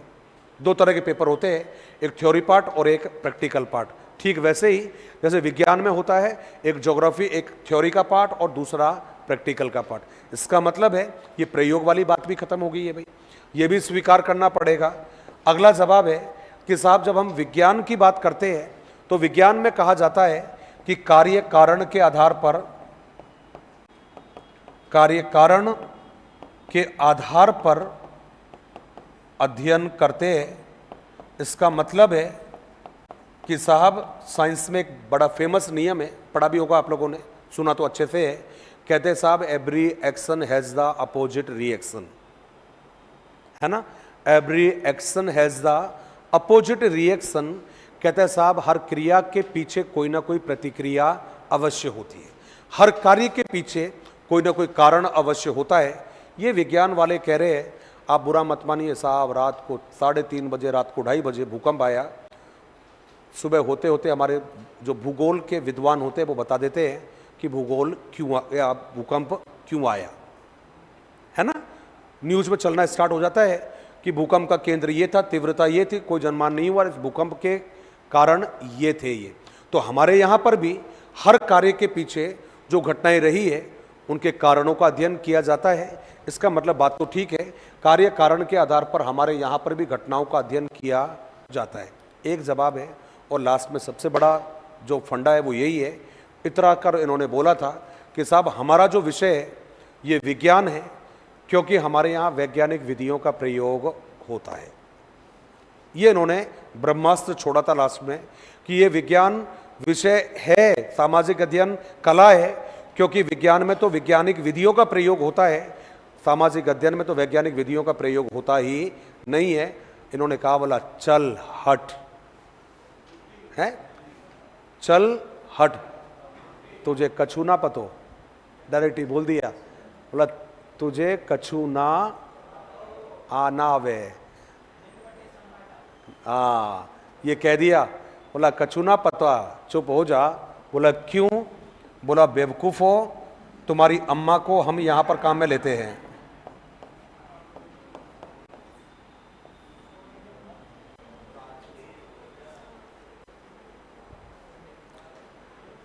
परीक्षा में प्रश्न आया है ये, एक बार नहीं अनेक बार। क्या नाम है, कार्बन C14। अब मन में प्रश्न आ रहा होगा ये क्या है, ये कार्बन या C14 किसे कहते हैं। Thank you. क्या रहेगा,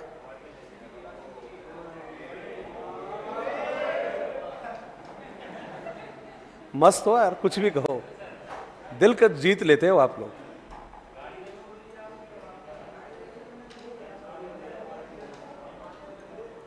गाड़ियों की औकात क्या होती है आप बताइए मेरे को।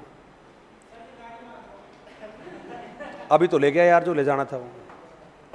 मैंने कहा गाड़ियों की औकात क्या है बताओ मेरे को आप। इनका ये बता दो कि भाई गाड़ियाँ ये है, इनकी औकात ये है। मेरे पास 2 गाड़ी है, एक गाड़ी मेरे पास हमेशा रहती है, एक को पता ही नहीं कहाँ कहाँ रहती है भाई, कभी पता नहीं रहता उसका। मन करता है कि बदल बदल के चलाऊं रोज रोज, लेकिन एक का पता नहीं चलता, महीना महीना वर शकल देखता हूँ बेचारी की। ये औकात क्या है गाड़ियों की बताओ मेरे को, ये औकात है इनकी।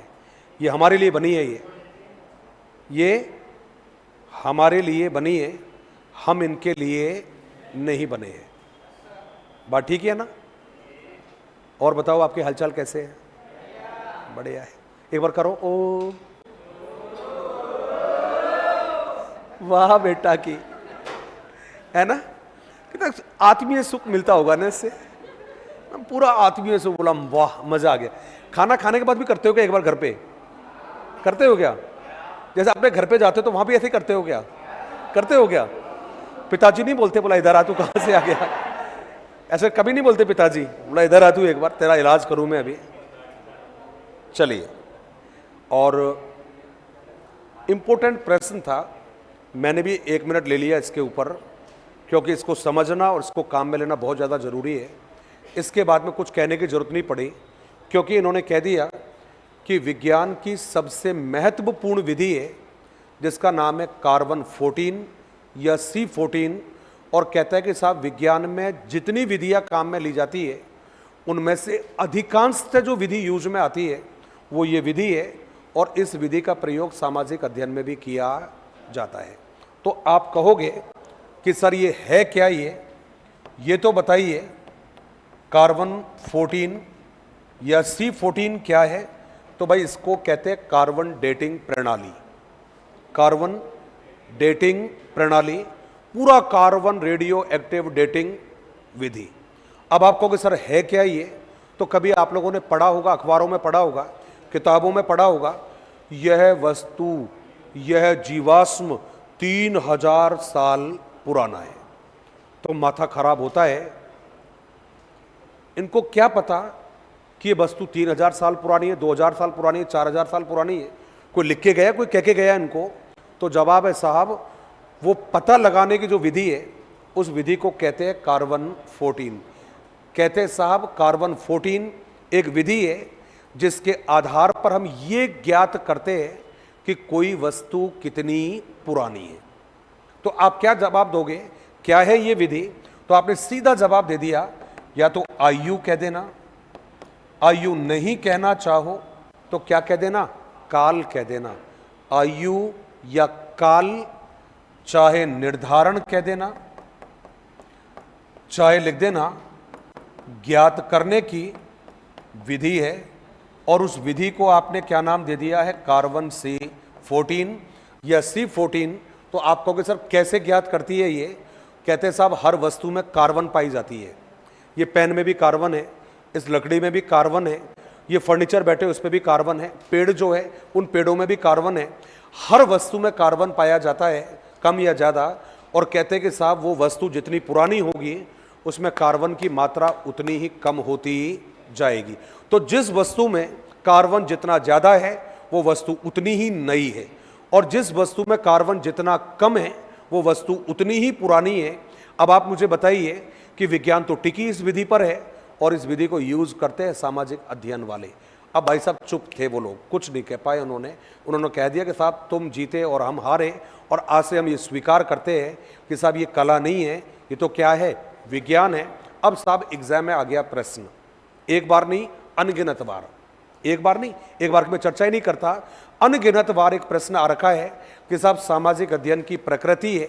पहला ही ऑप्शन है कला, और दूसरा ऑप्शन है विज्ञान, तीसरा ऑप्शन था कला कम और विज्ञान ज्यादा। क्या जवाब रहेगा आपका?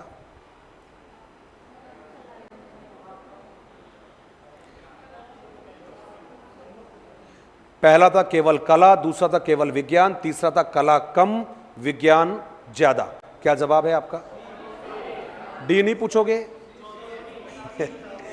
है ना? हाँ, चौथा वही है, डी वही है, कला एवं विज्ञान दोनों। तो आपका जवाब क्या है? कला एवं विज्ञान दोनों। तो अब आप नेक्स्ट लाइन में आइए, और ये तो आप लिख चुके हो कि भाई कार्य कारण के आधार पर घटनाओं का अध्ययन करते, ये लिख लिया है। कार्बन C14 भी हमने लिख लिया है कि ये विधि है। अब ये विधि है क्या, इसको हम लिखेंगे अगली वाली लाइन में, और उसमें लिखेंगे कार्बन 14 या C14, ये लिखा है आपने। अब नेक्स्ट लाइन में आ जाइए और उसमें लिखिएगा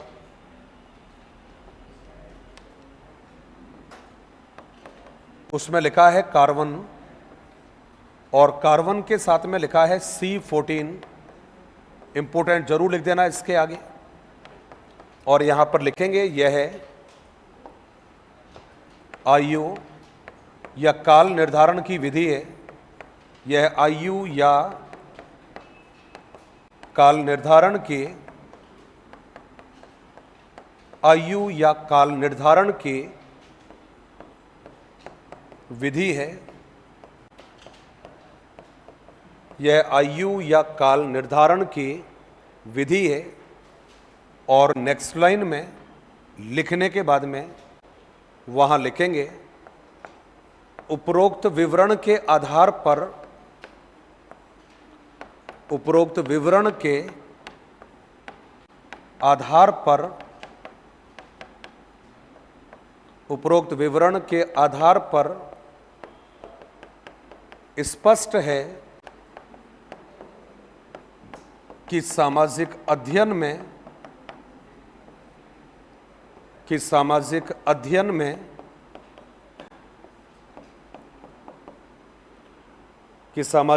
में कला एवं विज्ञान दोनों के गुण समाहित है। कला एवं विज्ञान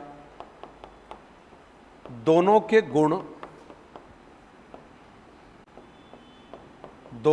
गुण समाहित है, इसलिए इसकी प्रकृति कला एवं विज्ञान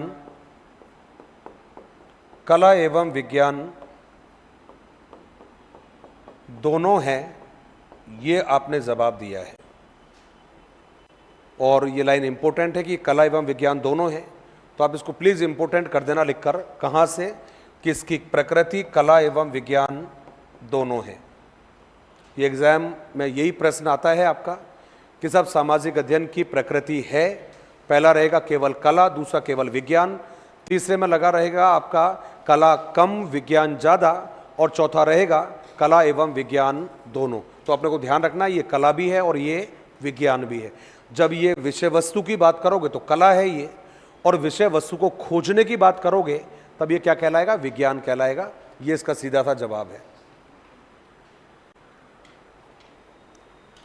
सर लिख लिया आप लोगों ने? लिखा या नहीं लिखा? लिख लिया। आपका साबुन इतना स्लो कैसे निकला? टेलीविजन पर ऐड आता ना, एक डब्बू तेरा साबुन इतना स्लो क्यों है? स्लो ही है, तेज है? सही बता। लगता तो नहीं है यार, लगता तो नहीं है यार। तेज तो अलग ही होते हैं यार।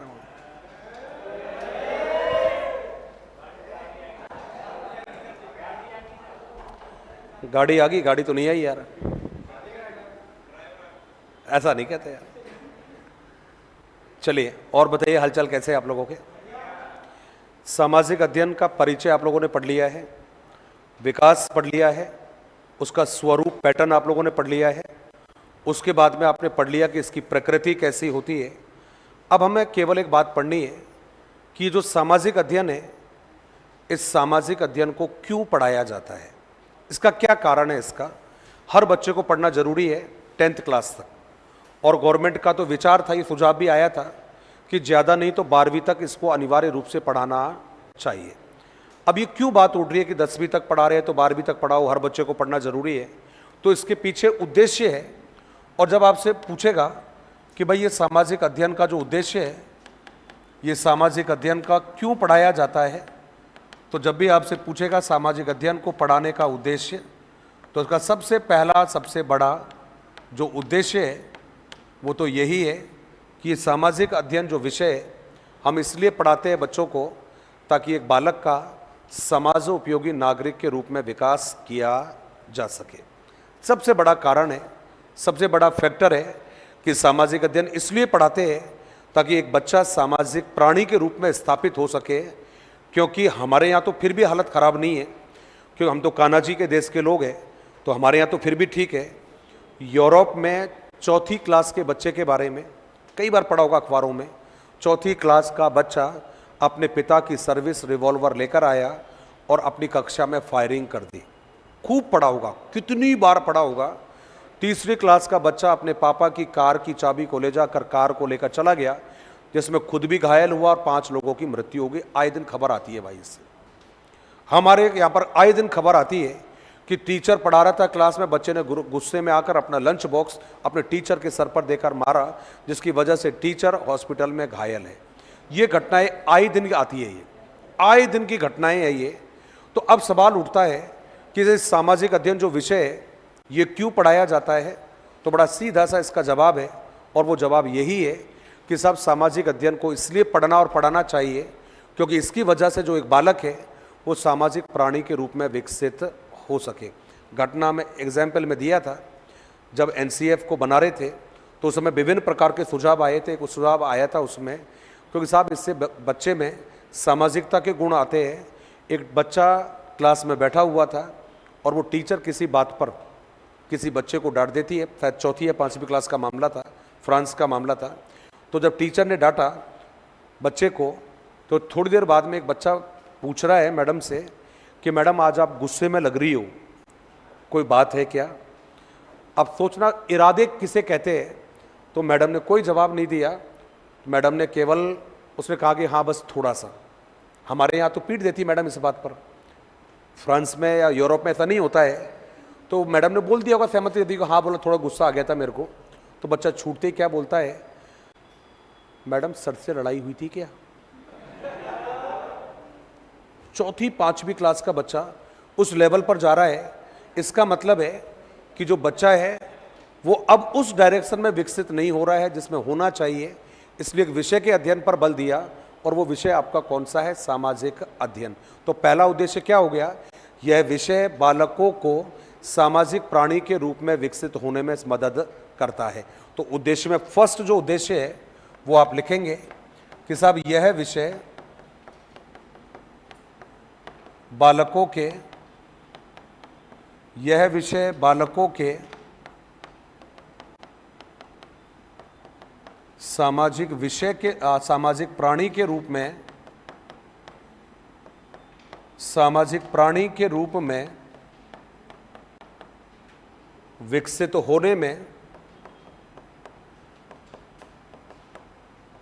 होने में सहायक है। ये आपका पहला जवाब है आपका जो आपने लिखा है। दूसरा बहुत एक अच्छा सेंटेंस है, कहते हैं कि जब हम बच्चों को सामाजिक अध्ययन सिखाते हैं तो नो डाउट एक सेंटेंस लिखा गया है। और यदि कभी आपने मौका मिला हो तो आपने एक नाम सुना होगा, एक हमारे यहाँ एक हिस्टोरियन है जिसका नाम है एच कार। शायद सुना हो या शायद नहीं सुना हो। इसकी लगभग 71 पेज की किताब आती है जिसका नाम है व्हाट इज हिस्ट्री। रिपीट कर रहा हूँ, व्हाट इज हिस्ट्री, जिसको हिंदी में भी उन्होंने पब्लिश करवाया, जिसका नाम है इतिहास क्या है। तो उस इतिहास क्या में इन्होंने ये लिखा है कि सामाजिक अध्ययन एक ऐसा विषय है जिसमें अतीत के आधार पर बच्चों को वर्तमान का अध्ययन कराया जाता है। बहुत ही शानदार जवाब है ये एक ऐसा विषय है जो अतीत के आधार पर बालकों को वर्तमान को सिखाने का प्रयास किया जाता है। घटना चाहे कभी भी घटी हो, परमाणु जो हमले हैं, परमाणु जो विस्फोट है, परमाणु से जो आक्रमण है, वो केवल जापान में 2 बार ही हुआ है, हिरोशिमा और नागासाकी। लेकिन आपको अच्छे से मालूम है आज जब भी 2 देशों के बीच में कभी भी तनातनी मचती है तो भाई साहब पड़ोसी मुल्क अक्सर समझाने के लिए आ जाते हैं, मीडिया समझाने को आ जाती है कि भाई साहब तनाव को बढ़ाने की बजाय तनाव को कम करिए, तो कहीं ऐसा ना हो जाए कि ये तनाव हमें तीसरे विश्व युद्ध पर के द्वार पर लाकर खड़ा कर दे। ये हर लड़ाई के समय पर यही बात होती है। भारत की चाइना के साथ जब झड़प हो रही थी उस समय पर ये बात होगी, यूरोप वाले बड़े खुश हो रहे थे उस समय पर। क्यों? क्योंकि दोनों जो आपके युद्ध है, इन दोनों युद्धों का कारण यूरोप था, एशिया का इसमें इन्वॉल्वमेंट नहीं था। अभी कुछ दिन पहले आपको ध्यान है रसिया के बीच में और रसिया के दूसरे मुल्क के साथ में पंगा चल रहा है अभी भी। तो वहाँ पर भी, हाँ यूक्रेन, अभी भी दुनिया यही थी कि यार ये परमाणु बम तक ना पहुँच जाए। अभी कुछ समय पहले इजराइल और फिलिस्तीन वाला पंगा चल रहा था, आपको ध्यान है, बार बार लोग यही दुआई दे रहे थे कहीं विश्व युद्ध ना हो जाए, विश्व युद्ध ना हो जाए। इसका मतलब है कि ऐसा विषय जो अतीत की घटनाओं से हमें सबक लेना सिखाता है कि हमें ये व्यवहार दोबारा से नहीं करना है ताकि हमें दोबारा दुष्परिणाम झेलने को ना मिले। तो दूसरा पॉइंट आपने लिखा है और उसमें कहा है साहब इसमें अतीत के आधार पर, ये इसका उद्देश्य है दूसरा, इसमें अतीत के आधार पर वर्तमान को समझने के, वर्तमान को समझने के अवसर प्रदान किए जाते हैं। ये आपका जवाब हो गया है और क्लियर कह दिया है कि साहब इसमें अतीत के आधार पर वर्तमान को समझने का जो अवसर है ये बच्चों को दिया जाता है। ये आपने दूसरा पॉइंट बता दिया है।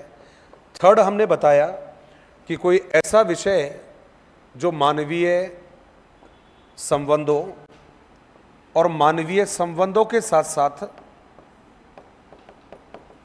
वातावरणीय जो संबंध है उन वातावरणीय संबंधों तथा मानवीय दायित्वों का, मानवीय दायित्वों का ज्ञान प्रदान करता है।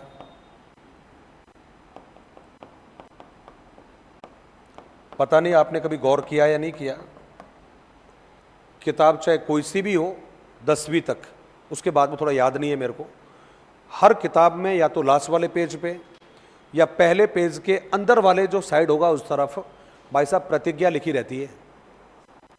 समस्त भारतवासी भाई बहन है, पता नहीं क्या है, ऐसा कुछ लिखा रहता है ना, एक लिखा रहता है, एक समस्त भारतवासी पता नहीं मेरे भाई बहन है, क्या क्या लिखा रहता है, कुछ पता है क्या किसी को? ऐसा कुछ लिखा रहता है, प्रतिज्ञा लिखा रहता है एक, हाँ ऐसा जो लिखा रहता है वो। तो ये जो लिखा है भाई, ये बालकों को इसलिए उनकी किताबों पर छाप दिया गया कि बालक को ये मालूम होना चाहिए कि उसके दायित्व क्या है, उसको कौन कौन से काम करने हैं और कैसे उसको समाज में रहना है। ये तमाम चीज़ें यहाँ पर सिखाई जाती है। और लगे हाथ याद आ गया, बता दूँ आप लोगों को, देवताओं उसको याद कर लेना। फर्स्ट ग्रेड की एग्ज़ाम हुई थी, उसमें से एक प्रश्न आया था कि साहब जो प्रतिज्ञा जो लिखी गई है उसमें से इनमें से कौन सा शब्द उसमें शामिल नहीं है। अब बताओ वो प्रतिज्ञा कभी किसी ने करी होगी तो याद होगा उसको। सबसे फनी सीन जो हमने देखा, क्यों हम कहीं से आ रहे थे उस दिन, स्टेशन पे जो लड़के लड़कियां पेपर देके आए थे, उन्होंने बच्चों का जो बैग होता है वो बच्चों का बैग ज़बरदस्ती छीन के वो किताबें उसमें से निकाल के पढ़ रहे थे कि कौन सा शब्द उसमें था और कौन सा शब्द उसमें नहीं था। तो ये कई जो बेसिक चीज़ें हैं इनको थोड़ा सा देख लेना एक बार, क्योंकि आपकी किताबें होती है उनमें आपकी प्रस्तावना भी लिखी हुई है। प्रस्तावना का शब्द तो कई बार आ चुका है कि संविधान की प्रस्तावना में कौन सा शब्द शामिल नहीं है, तो ये थोड़ा सा नज़र एक बार इन पे मार लेना। अगला जो जवाब है उसमें नेक्स्ट हमने लिखा है और उसमें लिखा कि साहब इसमें बालकों को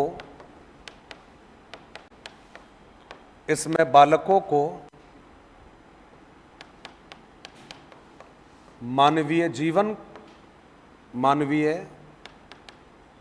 जीवन के संघर्ष, प्राचीन सभ्यताओं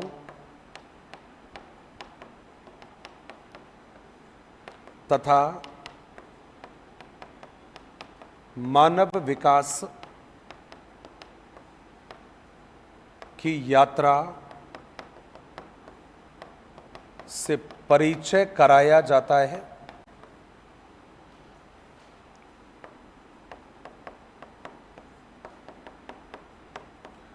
चाहे आप मानो चाहे मत मानो, हम तो पहले यही जानते थे कि भाई वैदिक सभ्यता सबसे पहले आती है, लेकिन बाद में पता चला कि वैदिक सभ्यता तो बहुत बाद में आती है भाई। उससे पहले तो pre historic period, historic period, Neolithic period ये आते हैं भाई, जिनको आपने कहा ना पूर्व ऐतिहासिक काल, ऐतिहासिक काल, आपका ताम्र पाषाण काल, ये सब आते हैं।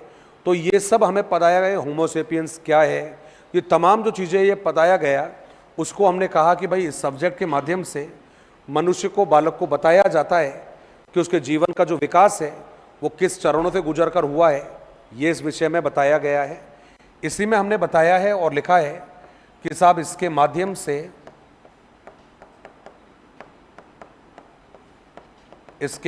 से सभ्यता एवं संस्कृति के मूल तत्वों से परिचित कराया जाता है।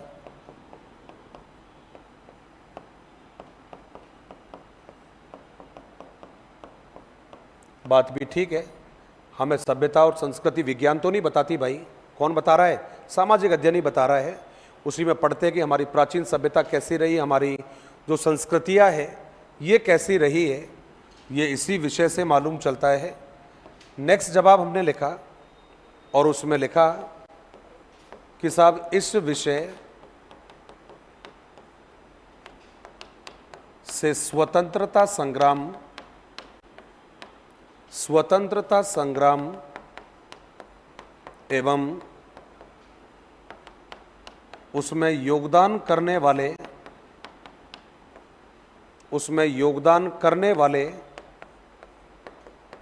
महापुरुषों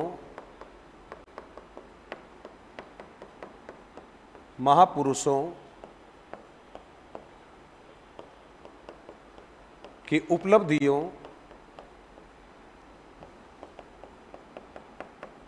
से परिचित कराया जाता है। छोटा छोटा जो बच्चा होता है भाई वो भगत सिंह को जानता है। छोटा सा बच्चा जो आता है वो शायद पहली क्लास में भी नहीं होगा वो, क्यों आजकल तो नर्सरी यार और ये सब पता नहीं क्या क्या अड़ंगेबाजी होते हैं ये। तो इनमें पढ़ने वाला बच्चा कभी भगत सिंह के बारे में बात कर रहा है, कभी चंद्रशेखर आज़ाद के बारे में बात कर रहा है। तो ये विज्ञान ने तो नहीं सिखाया उनको, ये उनको कौन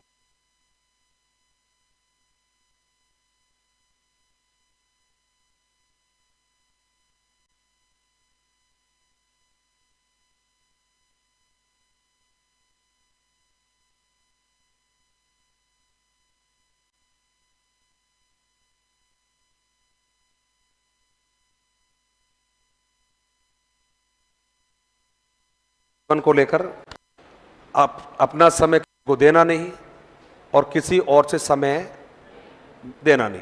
मैं कभी किसी को इंतज़ार करवाता नहीं हूं मैं, और मैं कभी किसी का इंतज़ार नहीं करता। मैंने शायद आपकी क्लास में एक दिन बताया भी था कि मैं ऑन रोड कहीं पर भी जाता हूं, मुझे आप 1000 किलोमीटर का टारगेट दे दो और मुझे टाइम बता दो कि आपको इतने बजे पहुंचना है। मैं ये नहीं कहूँगा कि आधे घंटे पहले पहुँच जाऊँगा, मैं ये भी नहीं कहूँगा कि 1 घंटे पहले पहुँच जाऊँगा, लेकिन मैं ये जरूर वादा करता हूँ कि या तो 1 मिनट पहले या 1 मिनट बाद, 1 मिनट का फर्क होगा बस, सिर्फ 1 मिनट का।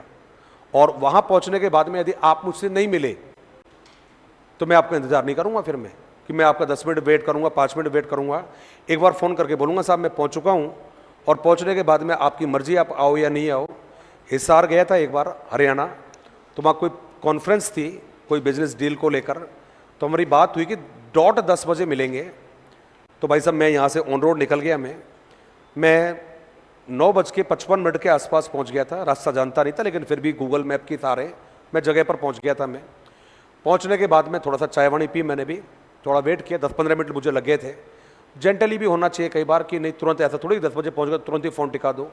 10-15 मिनट थोड़ा वेट किया, चाय वाय पी, मैं भी थोड़ा रिलैक्स हुआ। उसके बाद में 10:15 के आसपास मैंने फ़ोन किया, मैं कहा भाई कहाँ पर हो, कब तक पहुँचोगे? बोला जस्ट बस, ज़्यादा नहीं, आधा पौन घंटा लगेगा पहुँचने में। खैर कोई बात नहीं, वो काम अपना भी था, तो वो आधे घंटे पौने घंटे की बजाय 1 घंटे तक बात मैंने वेट किया, और 1 घंटे तक मैंने बीच में फ़ोन नहीं किया एक बार भी। तो 1 घंटे बाद डॉट मैंने फ़ोन किया कि बस, बोला पहुँचने ही वाले हैं। दोस्त अपन ने गाड़ी का मुंह दोबारा घुमाया और अपन इधर की तरफ रवाना हो गए। लगभग 40 मिनट के बाद में दोबारा फ़ोन आया कि यार हम पहुँच गए, तुम कहाँ पर हो? मैं कहा भाई इस वाले हाईवे पर इतनी किलोमीटर दूर हूँ, अब यदि इच्छा है मिलने की तो आ जाओ, यहाँ पर बैठ के बात कर लें, वरना ओके टाटा और बाय बाय। तो उसमें क्या नुकसान हुआ वो थोड़ी मायने रखता है, मायने ये रखता है कि आपकी ज़िंदगी के भी कुछ उसूल होने चाहिए, अपनी ज़िंदगी के होने चाहिए, और ये काम आते हैं ये आज नहीं तो कल। आज हम जिंदगी को बना रहे हैं, आज आप बना रहे हो जिंदगी को, आज हम जिंदगी को बना रहे हैं, कल जिंदगी आपको संवारने का काम करेगी। लेकिन कब करेगी? जब हम जिंदगी को बनाएंगे, और हम जब जिंदगी को ही बिगाड़ देंगे तो फिर जिंदगी हमें संवारने का कोई मौका नहीं देगी। तो हालचाल कैसे आप लोगों के? कईयों का गुस्सा आ रहा होगा, 5 मिनट पहले छोड़ देता तेरा क्या बिगड़ जाता, है ना। अभी तूने कौन सा लिखाई दिया, कौन सा पढ़ाई दिया तूने, है ना। बड़ा आया भाषण देने वाला, है ना। अब मन में गुस्सा आ रहा होगा भयानक वाला। एक पॉइंट तो लिखवाऊंगा अभी। इसका तो मजा होता है ना, सामने वाले को तपाने में जो मजा है ना, जिंदगी में किसी में कोई मजा नहीं है। आपने लिया नहीं लिया ये वाला स्वाद, तपाने में जो मजा आता है, हाय हाय। चलिए जी, और नेक्स्ट लाइन में हम लोगों ने लिखा है, उसमें लिखा है इसके माध्यम से बालकों को संवैधानिक विकास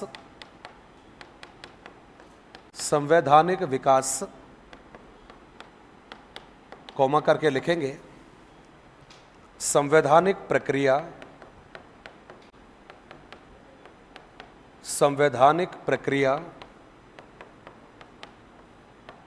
से परिचित कराया जाता है।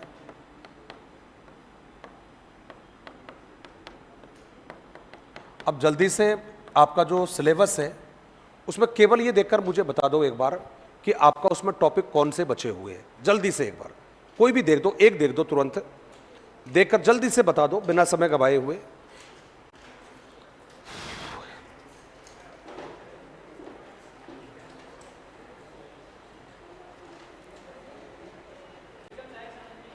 ये तो अपन ने उसमें नहीं पढ़ी क्या? ये तो वो तो अपन ने कॉमन टॉपिक में पढ़ लिया था। किसकी? सामाजिक अध्ययन शिक्षण की समस्याएं। और इसके अलावा बाकी सारे पढ़े हुआ है ना। तो ये तो एक काम करते हैं, कल क्या करते हैं, साधन। ठीक है, अब सुनो जरा, एक सेकंड लूंगा बस केवल मैं आपकी, एक सेकंड केवल। कल तो आपके सिलेबस में जितने भी टॉपिक है बचे, कल तो मैं करूंगा आपके टॉपिकों को कंप्लीट। सुनना मेरी बात को। और परसों के दिन आपके सिलेबस में जितने भी टॉपिक लिखे हुए हैं, भले ही ये आपने पढ़ लिए हैं, उन सभी टॉपिकों को परसों वाली क्लास में रिवीजन करवा दूंगा और परसों की क्लास कर दूंगा फिर आपकी एंड। ठीक है भाई, धन्यवाद।